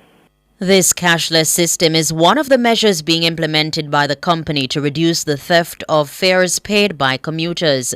Mr. Abrahams says efforts will be made to have commuters use smart cards instead. It's going to take a little time, but I think the benefits of the card, we believe our transition will take us some time to, but the process is we have to start somewhere, and we're starting in January. The board has mandated that you have to have a card. There are things that we're going to do with that, such as attractive specials, such as, the system will allow you to ride the bus at a discounted rate on a Saturday, discounted rate on a Sunday. Of course, we have a very discounted rate of $50 for an adult now, and so those are things that we are going to promote heavily, and it would suit you to have a card and be able to ride the bus at a very reasonable fare. The thing with that is we have to ensure that when we do offer these specials and we're able to do these benefits, that we are able to move their commuters also. Paul Abrahams, Managing Director of the JUTC. Leaders of 2 highly placed groups representing educators are disputing the Ministry of Education's position on the scale of the teacher shortage problem in the country. Education Minister Favour Williams says fewer teachers resigned this year when compared to last year, but newly minted President of the Jamaica Teachers Association, JTA, Dr. Mark Smith, is disputing her claim. And First Vice President of the Association of Principals and Vice Principals, Linton Ware, agrees with the JTA. More in this report from Shalois Michael. The Education Minister says while data collection is still ongoing, the number of teacher resignations has so far declined by approximately 102. The minister has also stated that there's nothing to suggest that principals are anxious about not having enough teachers in the classroom for the new school year. But according to the JTA president, principals have reported that teacher resignations have skyrocketed. I won't be able to speak about the overall because we're still doing our data gathering right now and analysis, and so I don't want to speak out of turn. What I'll tell you is that all the principals I spoke to have experienced larger than normal numbers of teachers going. In some cases, 8, 9, 10 teachers leaving one school, sometimes an entire department. The recruitment drive has been very aggressive by many of these recruiting agencies, and that has invariably created significant challenges for administrators and the remaining teachers and students. Dr. Smith also disputed the minister's claim that the country is not facing a mass migration of teachers. He says teachers' colleges are struggling to recruit enough potential teachers to fill the vacancies. Many within the education sector refer to it as a crisis because it is in specific areas that you're losing them that is often very difficult to recruit. We also have on the other side the supply. So the teachers' colleges themselves are not able to recruit enough students to be able to supply the demand. And then to layer over on top of that, you have a situation in which when they come, they stay for a year, 2 years, and then they leave. And I'm telling you, some of the agencies nowadays are taking them with any experience. So that is also a part of the complexity of the problem we face. For his part, Mr. Ware, who is also the principal of Old Harbour High in St. Catherine, says several schools had insufficient teachers despite the start of the 2024-2025 academic year. The challenge that we're having, it has to do with teacher migration. While it is that we opened yesterday, many schools were not able to put teachers in the different classrooms because of teacher migration. And yesterday I watched the chat because we have a principal chat group, and quite a number of schools still not able to facilitate teachers coming into the physical space. And here at Old Harbour High School, we're having our own challenge where that is concerned. And we're still out for teachers. Shalois Michael for Nationwide News. Justice Minister Delroy Chuck is calling for increased cooperation between prosecutors and investigators to ensure strong cases are brought before the courts. The minister says cases are far too often delayed due to the failure to complete investigations in a timely and comprehensive manner. A major challenge for the criminal justice system is that far too many cases are delayed for extended periods due to the failure of investigators to complete the investigative process and secure the relevant evidence to substantiate the charges laid, thereby ensuring the successful prosecution of the accused. In several instances, though the material evidence to move the cases to the trial stage exists, the bottleneck occurred in relation to the delivery of forensic, ballistic, and technological reports. The minister says for cases to be properly brought to trial, the files must be complete. The Justice Minister was addressing the launch of the ProJam 3 project on Tuesday. The project is a court reform initiative endorsed by the Pan American Development Foundation. Minister Chuck argues that proper case files could also compel more defendants to accept plea deals and save the courts valuable time. If the evidence collected and corroborated is strong and overwhelming to support the charge, then it sends the right signal to the accused that a guilty verdict is inevitable, and thus a guilty plea becomes a more favorable option. In these circumstances, plea bargaining becomes an attractive possibility. It seems to me that we have to find the appropriate ways and means to encourage more guilty pleas through plea bargaining facility, and difficult though it may be, to encourage Jamaicans to acknowledge and accept that plea bargaining is not a soft way out. Delroy Chuck, Minister of Justice. 2 men were shot and killed and another man injured at a bar in Bottom Albion, Manchester, on Tuesday night. Dead are 29-year-old Kalu Stoltz, otherwise called Rasta, a resident of Albion, and 44-year-old Henry Brown, otherwise called Iceman, a resident of Barnstable. Reports are that a gunman entered the bar and opened fire around 9:20 p.m. The gunman then stole a bag containing $100,000 before escaping on foot.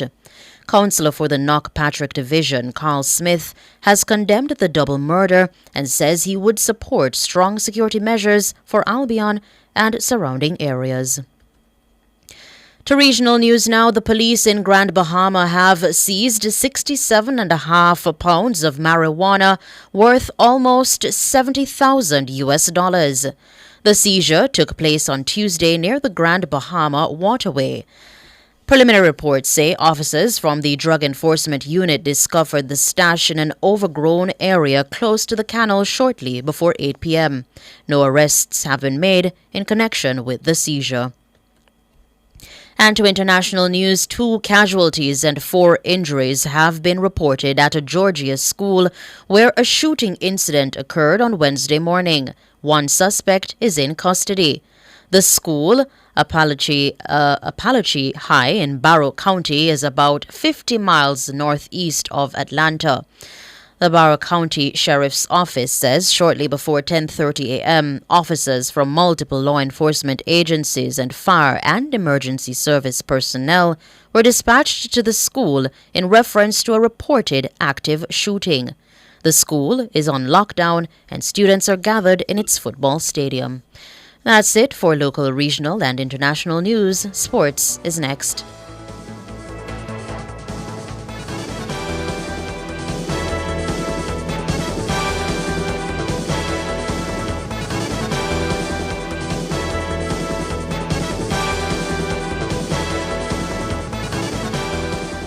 The Midday News was brought to you by Total Tools. We almost always have it. Success powered by learning. The Time brought to you by Sandals Corporate University. Come grow with us is 12:19. A time for the double up your savings. These are the boosts that you've been awaiting. Put it towards the dreams you've been chasing. Double up your savings. Double up. Save so you can win in the Jan Bank Double Up Your Savings promotion. You could be one of 5 lucky quarterly winners to walk away with double the money you put in your savings account. Conditions apply. Double up your savings. Check our website and social media for details. Jan Bank will help you find a way. Authorized under Section 58.3 of the Betting, Gaming and Lotteries Act. Save money on energy bills with S-Tech Energy Limited. From building management systems and lighting solutions to solar installation and energy audits, they've got you covered. Enjoy clean, renewable energy while reducing your carbon footprint. Call 876-923-652-123. Email grljasocialmedia@gmail.com or visit 226 Spanish Town Road, Kingston 11 to schedule a consultation. Save money and the planet with S-Tech Energy Limited, leading the way to a brighter future. Catch the E-Zone with me, the Stinger Honeybee, alongside Kareem Boy, I think. as we turn up the heat in the street. New show. New vibes. Same us. Same us. Monday to Friday, 3 to 5 p.m. Right here on Nationwide 90 FM. We'll bring you entertainment news. We'll take away your Monday blues. You don't want to miss a week with us. We'll talk health. Well, jump into the mix. Or the hot seat. Don't miss the brain buster. Or the crazy giveaways. I mean, is this planet Earth? Is it? I don't know. Let me check. Either way, it's got a buzz. And a bugatti. Ow. But is this real? Hey Greg, come look at this. Oh my, it's happening. Mr. Daniels, the numbers keep getting bigger and bigger. Sir, the clicks are off the charts. Hello, sales? What's the emergency? 9,000 clicks in one day? 3,000 order? So how much we have left? What? I soon call you back. Mr. Nakamoto, it's Danny from Jamaica. I need 5,000 of the big ones. We're back in business. Yes, sir. Arigato. Suene. Amplify your brand. Let Nationwide 90 FM assist you in tapping into a captivated audience across our social media platforms. For more information, contact us at 876-630-1210 or sales@nationwidenewsnetwork.com. Businesses, companies, and entrepreneurs, let's supercharge your brand.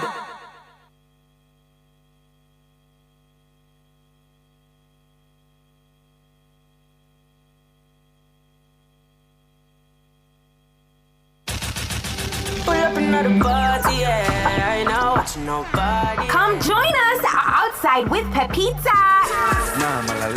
Every Saturday from 2 p.m. to 4 p.m. right here on Nationwide 90 FM. We bring you the views, the news, and we'll be cruising all around Jamaica. Hey, surprise them with a bang. Where the hot spots, raindrops, sunshine, we'll be there. Don't diss it, don't miss it. Outside with Pepita. From the Nationwide News Network, comprehensive, up-to-the-minute local and international sports news. This is the Nationwide Sports at Noon. Hello, good afternoon, and welcome to your midday sports report here on Nationwide 90 FM. I'm Wayne Walker. Cricket West Indies has appointed Rupert Hunter as new Chief Commercial Officer. Hunter previously served as Head of Brand Partnerships at the International Cricket Council, ICC. He will officially join Cricket West Indies in October, based at the headquarters at Coolidge Cricket Ground in Antigua. With 24 years of extensive experience in the sports industry, Hunter brings a wealth of expertise to the Cricket West Indies. His career spans significant roles at global sports and entertainment agencies, including Bates Worldwide Advertising, World Sports Group, Havas Sports, IMG Media, and international federation rights holders like Six Nations Rugby. At the ICC, Hunter led global sponsorships and partnerships, honing his skills in driving commercial success in international cricket. Hunter will now lead the commercial marketing and communications department, joining Nisa Peer, who was recently announced as a communications and media manager. This addition strengthens the senior executive team at Cricket West Indies. As part of the commitment to enhance human capital, the organization is undergoing structural changes aimed at further boosting its efficiency. Defending champions the Guyana Amazon Warriors and the St. Kitts and Nevis Patriots will meet in round 7 of the Caribbean Premier League at Warner Park this evening at 6 o'clock Jamaica time. The Patriots will be seeking the 3rd win in 4 starts, while the Warriors will be hoping for their 2nd victory from as many starts. Meanwhile, the St. Lucia Kings, they beat Antigua and Barbuda Falcons by 7 wickets at the Sir Vivian Richards Stadium last night. Batting first, the Falcons made 142 for 7 in their 20 overs, with Justin Greaves not out on 36. Noor Ahmed took 3 wickets for the Kings. Chasing 143 to win, the Kings reached the target with 3 overs to spare. Johnson Charles made an unbeaten 47. Captain Faf de Plusset 28. Akimo Gus 27 and Tim Seifert 26. Final scores: Antigua and the Barbuda Falcons 142 for 7. St. Lucia Kings 144 for 3. This was the 4th straight defeat for the Antigua and Barbuda Falcons, who replaced the Jamaica Talawas in the CPL. Olympic 100 meters champion Julianne Alfred says she intends to close her season on a high at the Diamond League finale. Alfred is set to run in the women's 100 meters in Lausanne tomorrow, and it will feature 6 of the women she lined up against in the final at the Paris Olympic Games on August 3, and that includes Jamaica's Tia Clayton. Alfred is also set to compete at the Diamond League finale in Brussels on September 14. St. Lucia is eagerly preparing to welcome home its national hero, Alfred, who made history at the Summer Olympic Games with a gold medal in the 100 meters and a silver in the 200 meters. Those are the first Olympic medals ever for St. Lucia. The Julian Alfred homecoming celebration is in full planning mode, led by a special committee chaired by the sports minister Kenson Casimir. This celebration will be a national event to honor Alfred's incredible achievements on the global stage. The 23-year-old says she's looking forward to getting back to St. Lucia. I haven't gotten a chance to celebrate with my country as yet, to see the youth of my country. So I really just want to go back to St. Lucia and celebrate with them and maybe go for vacation after that. Still deciding on where I want to go. That's Julian Alfred. Paris Olympic men's 100 meter silver medalist Keshane Thompson is among 3 Jamaicans who will feature in the 2nd edition of Sprint later this year. 4 months after the first season launch, Season 2 of Sprint, the Netflix sports docu-series starring the fastest athletes on the planet, will launch on November 13. The 2nd installment of Sprint is centered around the recent Paris 2024 Olympic Games, and it will feature an even wider array of the world's leading sprinters following their journey throughout the 2024 season. Olympic 100 meters champion Noah Lyles and Julian Alfred are featured, as our 200 meters gold medalists Gabby Thomas and Letsile Tebogo. Marcel Jacobs, Fred Curley and Sherika Jackson, all of whom starred in Season 1, will feature in the 2nd season alongside Thompson, Melissa Jefferson, the bronze medal winner in the women's 100 meters in Paris, Tushana Terry, Katie Benerick, and Oblique Seville. Created by the team behind Drive to Survive, the latest edition of the docu-series shows what it takes to dig deep, pull out your personal best on a global stage, and then get back into training to continue dominating on the track. And on a personal note, I can tell you, if you watch Sprint, you're going to see somebody from Nationwide 90 FM in it as well. Not running, but sort of giving is an insight into what some of the upcoming events are going to be like. So when you watch Sprint, don't be afraid or surprised when you see someone from Nationwide 90 FM in it. All right, looking forward to it. Reggae Boys head coach Steve McLaren says he was excited by what he saw in Tuesday's first training session ahead of the CONCACAF Nations League match against Cuba at the National Stadium on September 6th. That's this coming Friday, and this will be McLaren's first assignment since his appointment. It's all about preparation. So the thoughts are preparing for the game. That will be completed probably Thursday evening, Friday morning. And then the excitement of the game, that's why we're in football, will be upon us. And yeah, looking forward to the National Stadium, looking forward to the fans, and looking forward to seeing this team perform. That's Steve McLaren, new national senior football team head coach. Frances Tiafoe set up a U.S. Open semi-final against Taylor Fritz to guarantee there will be an American man in the singles final in New York for the first time in 18 years. Andy Roddick was the last American man to win a Grand Slam singles title when he triumphed at Flushing Meadows in 2003. Roddick, who was also the last American man to reach a U.S. Open final, having lost to Roger Federer there in 2006. But the wait for a home finalist will soon be over after Fritz ended his run of Grand Grand Slam quarterfinal disappointments by edging out Alexander Zverev 7-6, 3-6, 6-4, 7-6. The ever-entertaining TFO then advanced when opponent Grigor Dimitrov was forced to retire injured. The TFO led Dimitrov 6-3, 6-7, 6-3, 4-1 when the Bulgarian, hampered by an apparent hamstring injury, ended the game. On the women's side, Aryna Sabalenka sent an ominous message to her rivals as she demolished Zheng Qian to set up a U.S. Open semi-final against Emma Navarro, conqueror of the defending champion Coco Gauff. The world's number 2 Zabalenka claimed a statement 6-1, 6-2 victory against the Olympic champ and number 7 seed Zheng. That came after the American Navarro recovered from a 5-1 second set deficit to beat Spain's Paula Badosa 6-2, 7-5 in front of the partisan New York crowd. Belarusian Sabalenka reached the final last year, losing to Coco Gauff, but she looks in superb form and to claim another singles title, and she will go along with her Australian Open triumph. And that will do it for your midday sports report here on Nationwide 90 FM. Sports is going to be back on the station at 5:25 this afternoon. Until then, my name is Wayne Walker. Enjoy the rest of the afternoon.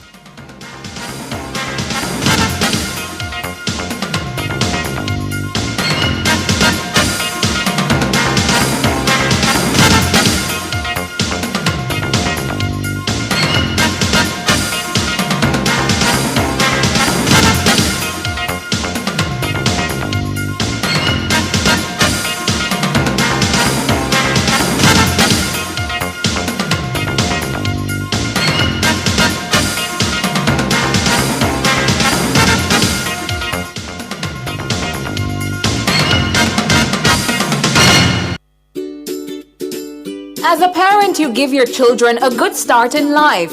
You nurture, protect, and guide them. Parenting is a process that prepares your child for independence.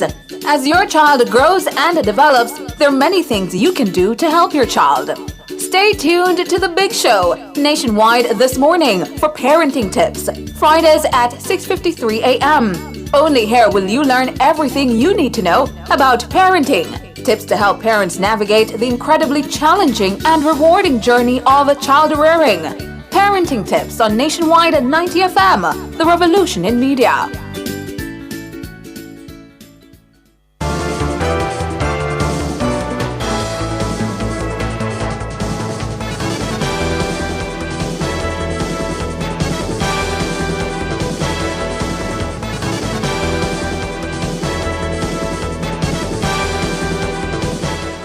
To recap our top stories making the world at noon, Prime Minister Holness announces September 30 by-election for Northeast St. Anne. And Prime Minister Holness says by-elections for 2 other constituencies are on the horizon. JUTC head says diesel fuel theft at the state-owned company is difficult to arrest. And educator groups dispute Ministry of Education statistics on teacher shortage. I'm Robianne Williams. You can find the news on our website at nationwideradiojm.com and on the Nationwide app available on Google Play and the App Store. Major news next at 5. Good afternoon.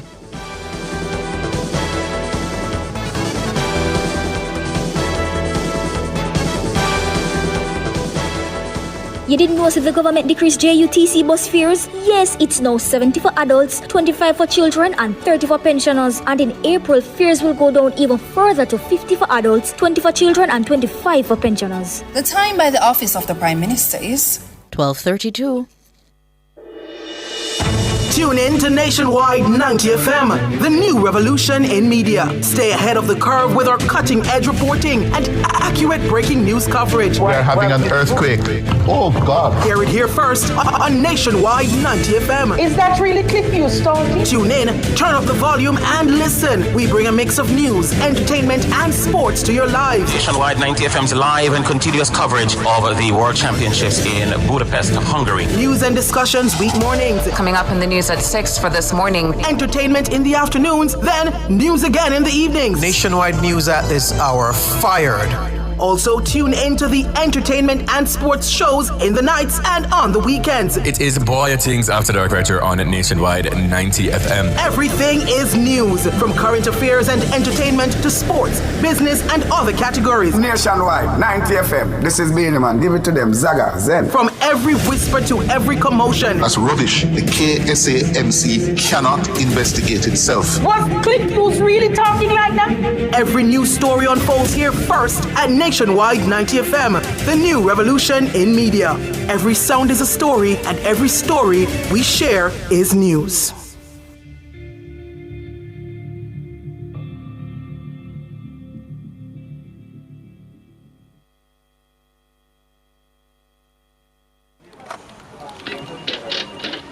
But is this real? Hey, Greg, come look at this. Oh my, it's happening. Mr. Daniels, the numbers keep getting bigger and bigger. Sir, the clicks are off the charts. Hello, sales? What's the emergency? 9,000 clicks in one day? 3,000 order? So how much we have left? What? I soon call you back. Mr. Nakamoto, it's Danny from Jamaica. I need 5,000 of the big ones. We're back in business. Yes, sir. Arigato. Suene. Amplify your brand. Let Nationwide 90 FM assist you in tapping into a captivated audience across our social media platforms. For more information, contact us at 876-630-1210 or sales@nationwidenewsnetwork.com. Businesses, companies, and entrepreneurs, let's supercharge your brand. Timeline with the stinger, Honey Bee.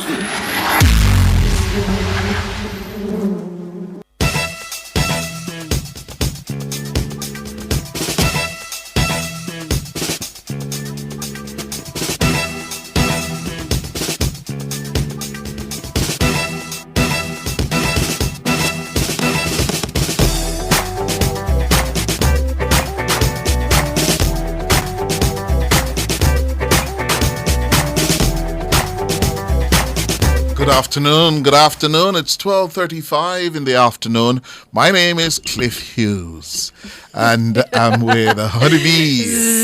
Hello. Good afternoon. Good afternoon. How are you? Speaking to the dead. Yeah, no, I was just about to ask you if you're still alive. Let me touch you and make sure you're still there, because it's to be a really bad up story. I go around the place. But what is happening? That is so incredibly bizarre. Why don't keep making up stories about you're dead? I don't like this. So the latest listeners, there's an Instagram post, yes, saying Cliff Hughes, he died last night after a brief illness. You're there. A gentleman and fine Jamaican business leader. Well. He was NNN's first chairman of impeccable integrity and character. Ooh, no, them sit on the night door. Oh, God. Some very lovely words. This is about 10 times I'm dying now.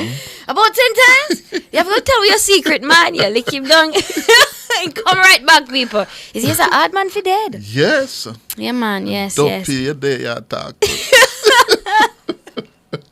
Oh, Lord. Oh, gosh. Anyway, what's happening on the timeline? Social media. Well, on the timeline today, we would like to, lend a listening ear and, of course, use our platform to help to spread the word on Lieutenant Stitchy. Oh, yes. Lieutenant Stitchy needs help with medical expenses, and Papa San is stepping up with a gospel concert for January 4. Now, veteran DJ Cleveland Lieutenant Stitchy Leng is reportedly ill and unresponsive, and Sophia Leng is requesting financial assistance from the public for his medical care. Sophia has taken to the crowdfunding platform GoFundMe to seek financial assistance on his behalf. The details state that the gospel artist who first found fame on the secular stage recently suffered a brain hemorrhage and will require ongoing medical care. The goal is US $100,000. Yes. Now, gospel minister Papa San, who is based in Florida, has had a long history with Lieutenant Stitchy, dating back to the 80s when they both ruled the dance hall. I don't know if you remember. Yes. Remember them days, Cliff? Yes. Now those are my days. Yes, those are. All right, tell me one I sang then. Tell me what.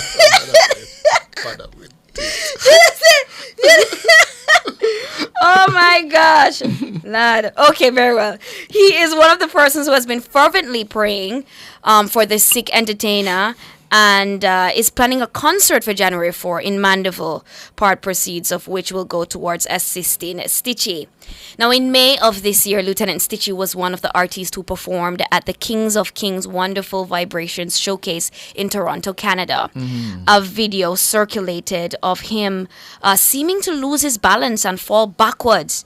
As he stooped down during his performance. He was later given a chair to sit on.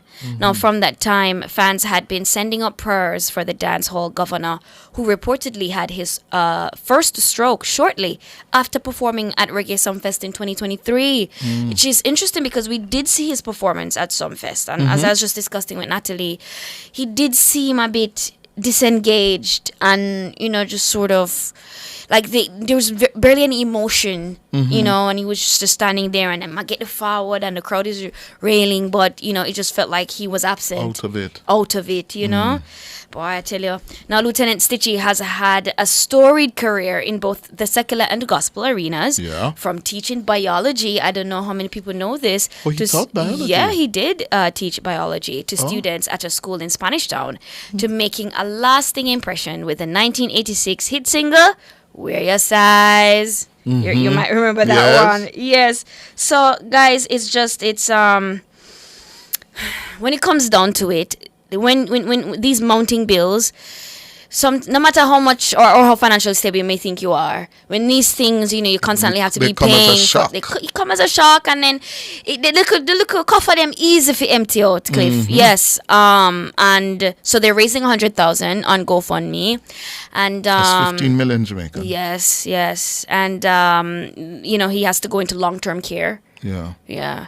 Of course, they're praying and hoping for a recovery. But boy, it's not easy. And, Lieutenant Stitchie is 58 years old. So he's still pretty young. Of course, he's young. Still pretty young. Yeah. Still pretty young.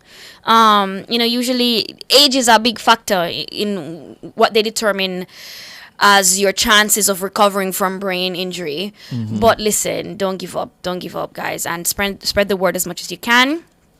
And if you can donate, no matter how small, then try to do so. I join with that. Yes. All right, moving on. Digicel bids goodbye to 2G. None if you remember them the days, they are banger days then they know. Okay? We're into 5G now. Yes, 4G that's right. 5G. Yes. Now, telecommunications provider Digicel says the shutdown of its 2G network will take effect at midnight on September 4. The move will affect push-button phones, popularly referred to as bangers. Guys, bangers are going out of style. They're going extinct. If you have a banger, boy. Now, the shutdown will also affect point-of-sale machines and vehicle trackers powered solely by Digicel's 2G network. So anything using 2G network from Digicel, that's it. Now, customers who intend on using their 2G phones after September 4 will not be able to access any service. Digicel began its advisory to customers about the 2G network some 18 months ago. Thousands of customers have taken up the company's offer of upgraded complimentary devices. And I just want to confirm with you, Nora, so if you have a banger, you can go in and get a top device. You could, but them phone they probably don't, because free phone. Can you imagine, Cliff? Hello, please. You're probably So too late, guys. Too Time late. up. Yeah, man. Yes. So unfortunately, that is the case. But big up to the people them that made use of it. Yes, and got themselves a new phone. But can you imagine, man? No more the bang of them. I remember my first phone. Technology is moving rapidly. Rapidly We're indeed. into 5G now. Yes. Yeah. Oh. My gosh, man. The Nokia. You remember the Nokia? That Nokia phone was so... No matter what you do to it, man. Yeah. Cannot did. It coming like you, Cliff. It was one of... You know something? Take bad things, make laugh, you know. Oh gosh.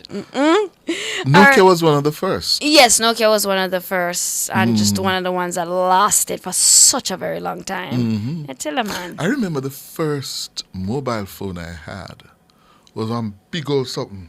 Oh, you did have one of them one that we have to pull up the antenna. Yes, way about. See, Kevin has a Richie for settings them time there. It was that heavy. Yes. What? Big something heavy. My gosh, I used to carry it with you on the road? Yes. Wow. So heavy? And then it moved to the Nokia. Then the Look, Cliff, I did Ericsson. why? Because for you to have one of those, no, come on, you know, so not every anybody used to have one of those. Come on. They go see our street or ticket your phone call and pull up your antenna. Do it. And I say, hello. Oh my gosh. But that, you recall them? I in pictures. Like I've never actually like held one of them. We've come a long way. But but certainly it would be cool to see some sort of museum with these sort of, technologies that we used to use and things like that. We can't throw away everything, we've got to preserve some of these things so we can look back exactly at them. Look at these now. So powerful. And can do so much more. Everything. Right in your hand, me go. Yep. It's incredible. Audio, video, data, everything. And it's robbing us too, robbing us of our, full capacity and productivity of our brain. When you use it wrongly. True. I was watching a documentary the other day, and the people who the people that made the first iPhone that, was touchscreen and everything with interface, they're talking about regretting making such devices because of just how it has consumed people. Like they were just taking footage of random people on streets. Everybody are like this. I saw them a walk. You're crossing streets. When I go into the barber shop, except for the barbers. Yes. Everybody else is in their phones. Is on their phone. Everybody, wherever you go. So barbershop banta is through the door. Yeah, you don't really do that anymore. Everybody in them phone. That's true. When you go to the hairdresser. The thing about it is my hairdresser, she's very personal. So I was always me and her alone today. Oh. And yeah, man, I always put my phone aside and try to, because you have to make an effort. Because you will find yourself just a scroll to look your fingerprint rubber. You understand? Like you have to put measures in place, Cliff. But you're going to get lost in that device. And the algorithms. Oh, my gosh. They know you so well. Yeah? So when I go online now, everything, the politics, yes, the US man. politics, world politics. We look one hour gone. Just going. Yes, oh my and you can't stop. You've got to read this. You have to save that. You've got to get back to this. And it robs you. It does. It really does. A part of the documentary was saying that if you're in a room with your phone in there, you are performing less efficiently than if your phone wasn't there with you. And it did this test with a group of people that they removed their phones from the room, a case study, and they were able to remember things better. They were able to perform better. They were more efficient. And when the phone was there, even if them not use the phone, the fact that your brain knows that your phone is over there, it's like there's this impulse to check it, to touch it. Just significantly reduce their performance quality. Right. It's a real thing, Cliff. See that Like you people now no. can't do mental ability anymore. No, we can't do it. Me not go hide and talk. If you come to doing any sort of calculations, immediately my brain I said, why you try to this? Exactly. You're not going to on the phone. On the phone, and do calculator. Calculation or Google it. Yeah? No, sir. It's deadening. Something has to be done. something has to be done. We really have to take matters into our own hands. So we're gonna lose matters. Yeah. All right, guys, let's move on. Now, Vibes Cartel has been trending since his release every day. In his latest TikTok live chat, he revealed. Hey! Never see that. Well, I guess your algorithm understands you. In his latest TikTok live chat, he revealed that he will be hosting a birthday party on January 7, days after his Freedom Street concert. He interacted with some of his fans online, and one of them asked him about his plans for the date. Now, he responded by saying, "May I keep my party in January?" Now, if he asked that man. However, he went on to outline that he will not be performing at his birthday bash. "Me not go DJ still, me just go there DJ with the fans," he said. He did not mention a venue where the birthday will be. Now, with regards to traveling to the USA to perform Cartel's Daniels said, I forget about my US visa. However, he was unable to say when. Meanwhile, despite Sidem's complaints about Vybz Kartel hanging out with groupies over the weekend in Panama, upon their return to Jamaica, Kartel was greeted by more fans at Sangster International Airport. I think I first time I see him. Let's go to the clip.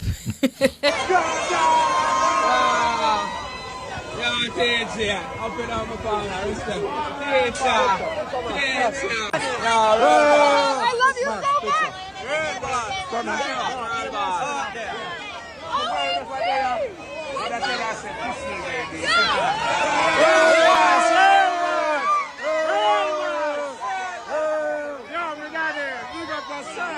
Respect your teacher, respect your father, respect,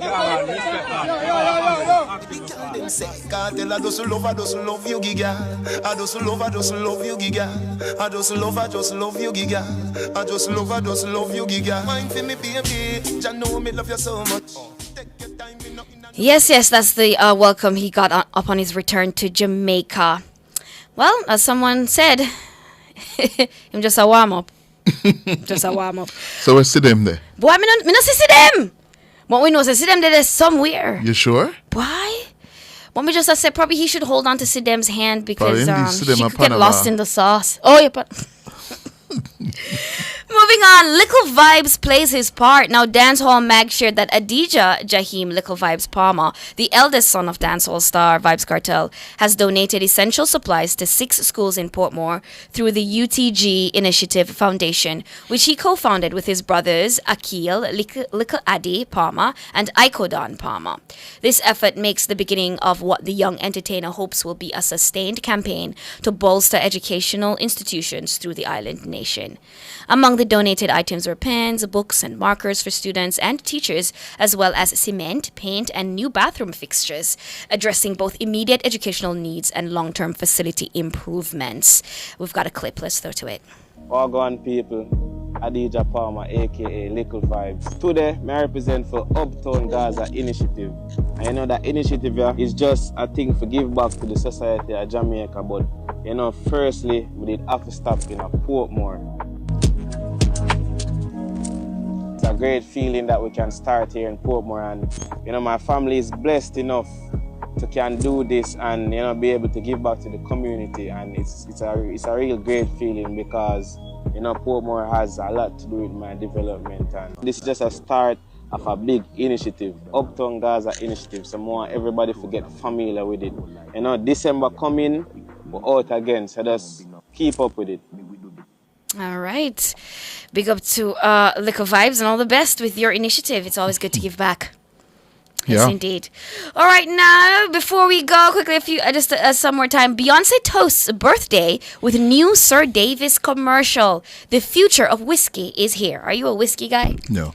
Any drink I at all? don't drink. At all? No, Did you used to drink when you were younger? No. That's interesting. I'm a teetotaler. You're a what? Teetotaler. What does that mean? I don't drink, I don't smoke. Yes? Mm-hmm. Then what is your vice, man? I'll have to tell you off air. Okay, all right. We can talk with it later.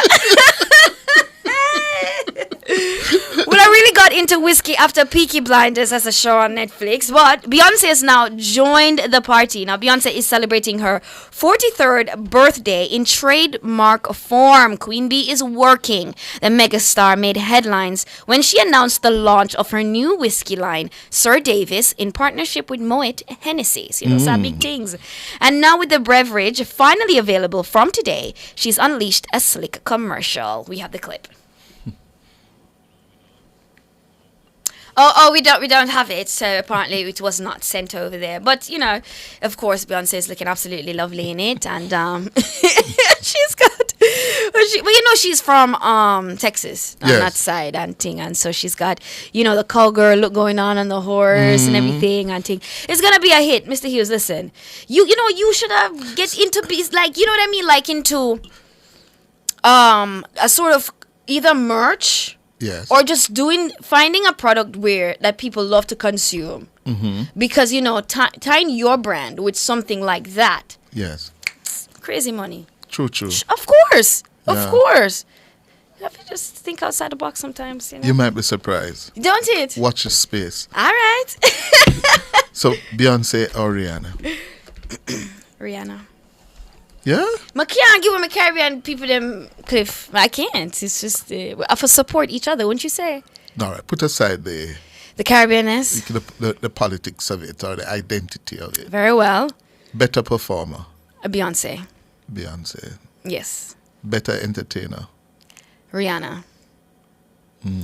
In my view.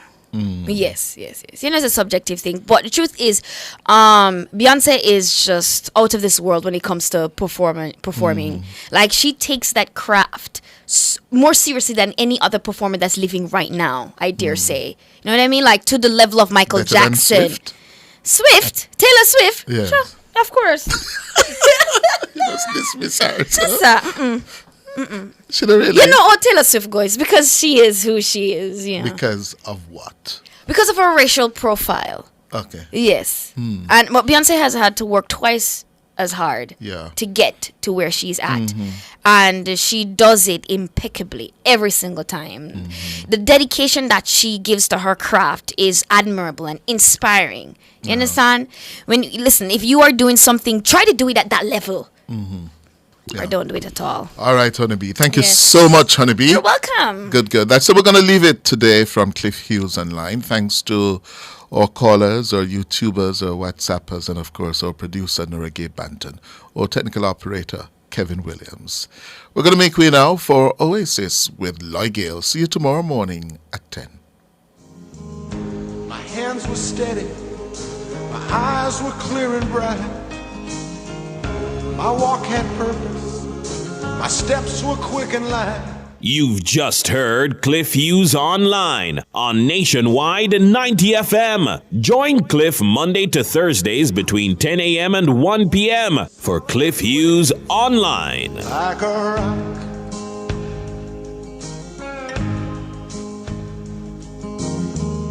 my hands were steady, my eyes were clear and bright.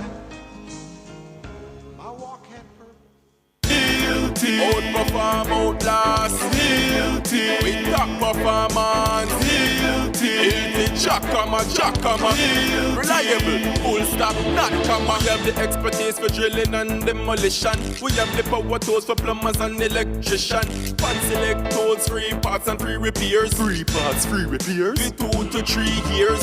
Hilton, available at Delta Supply, 106 Hagley Park Road. Call us at 876-302-6111-4. Delta Supply, we service what we sell.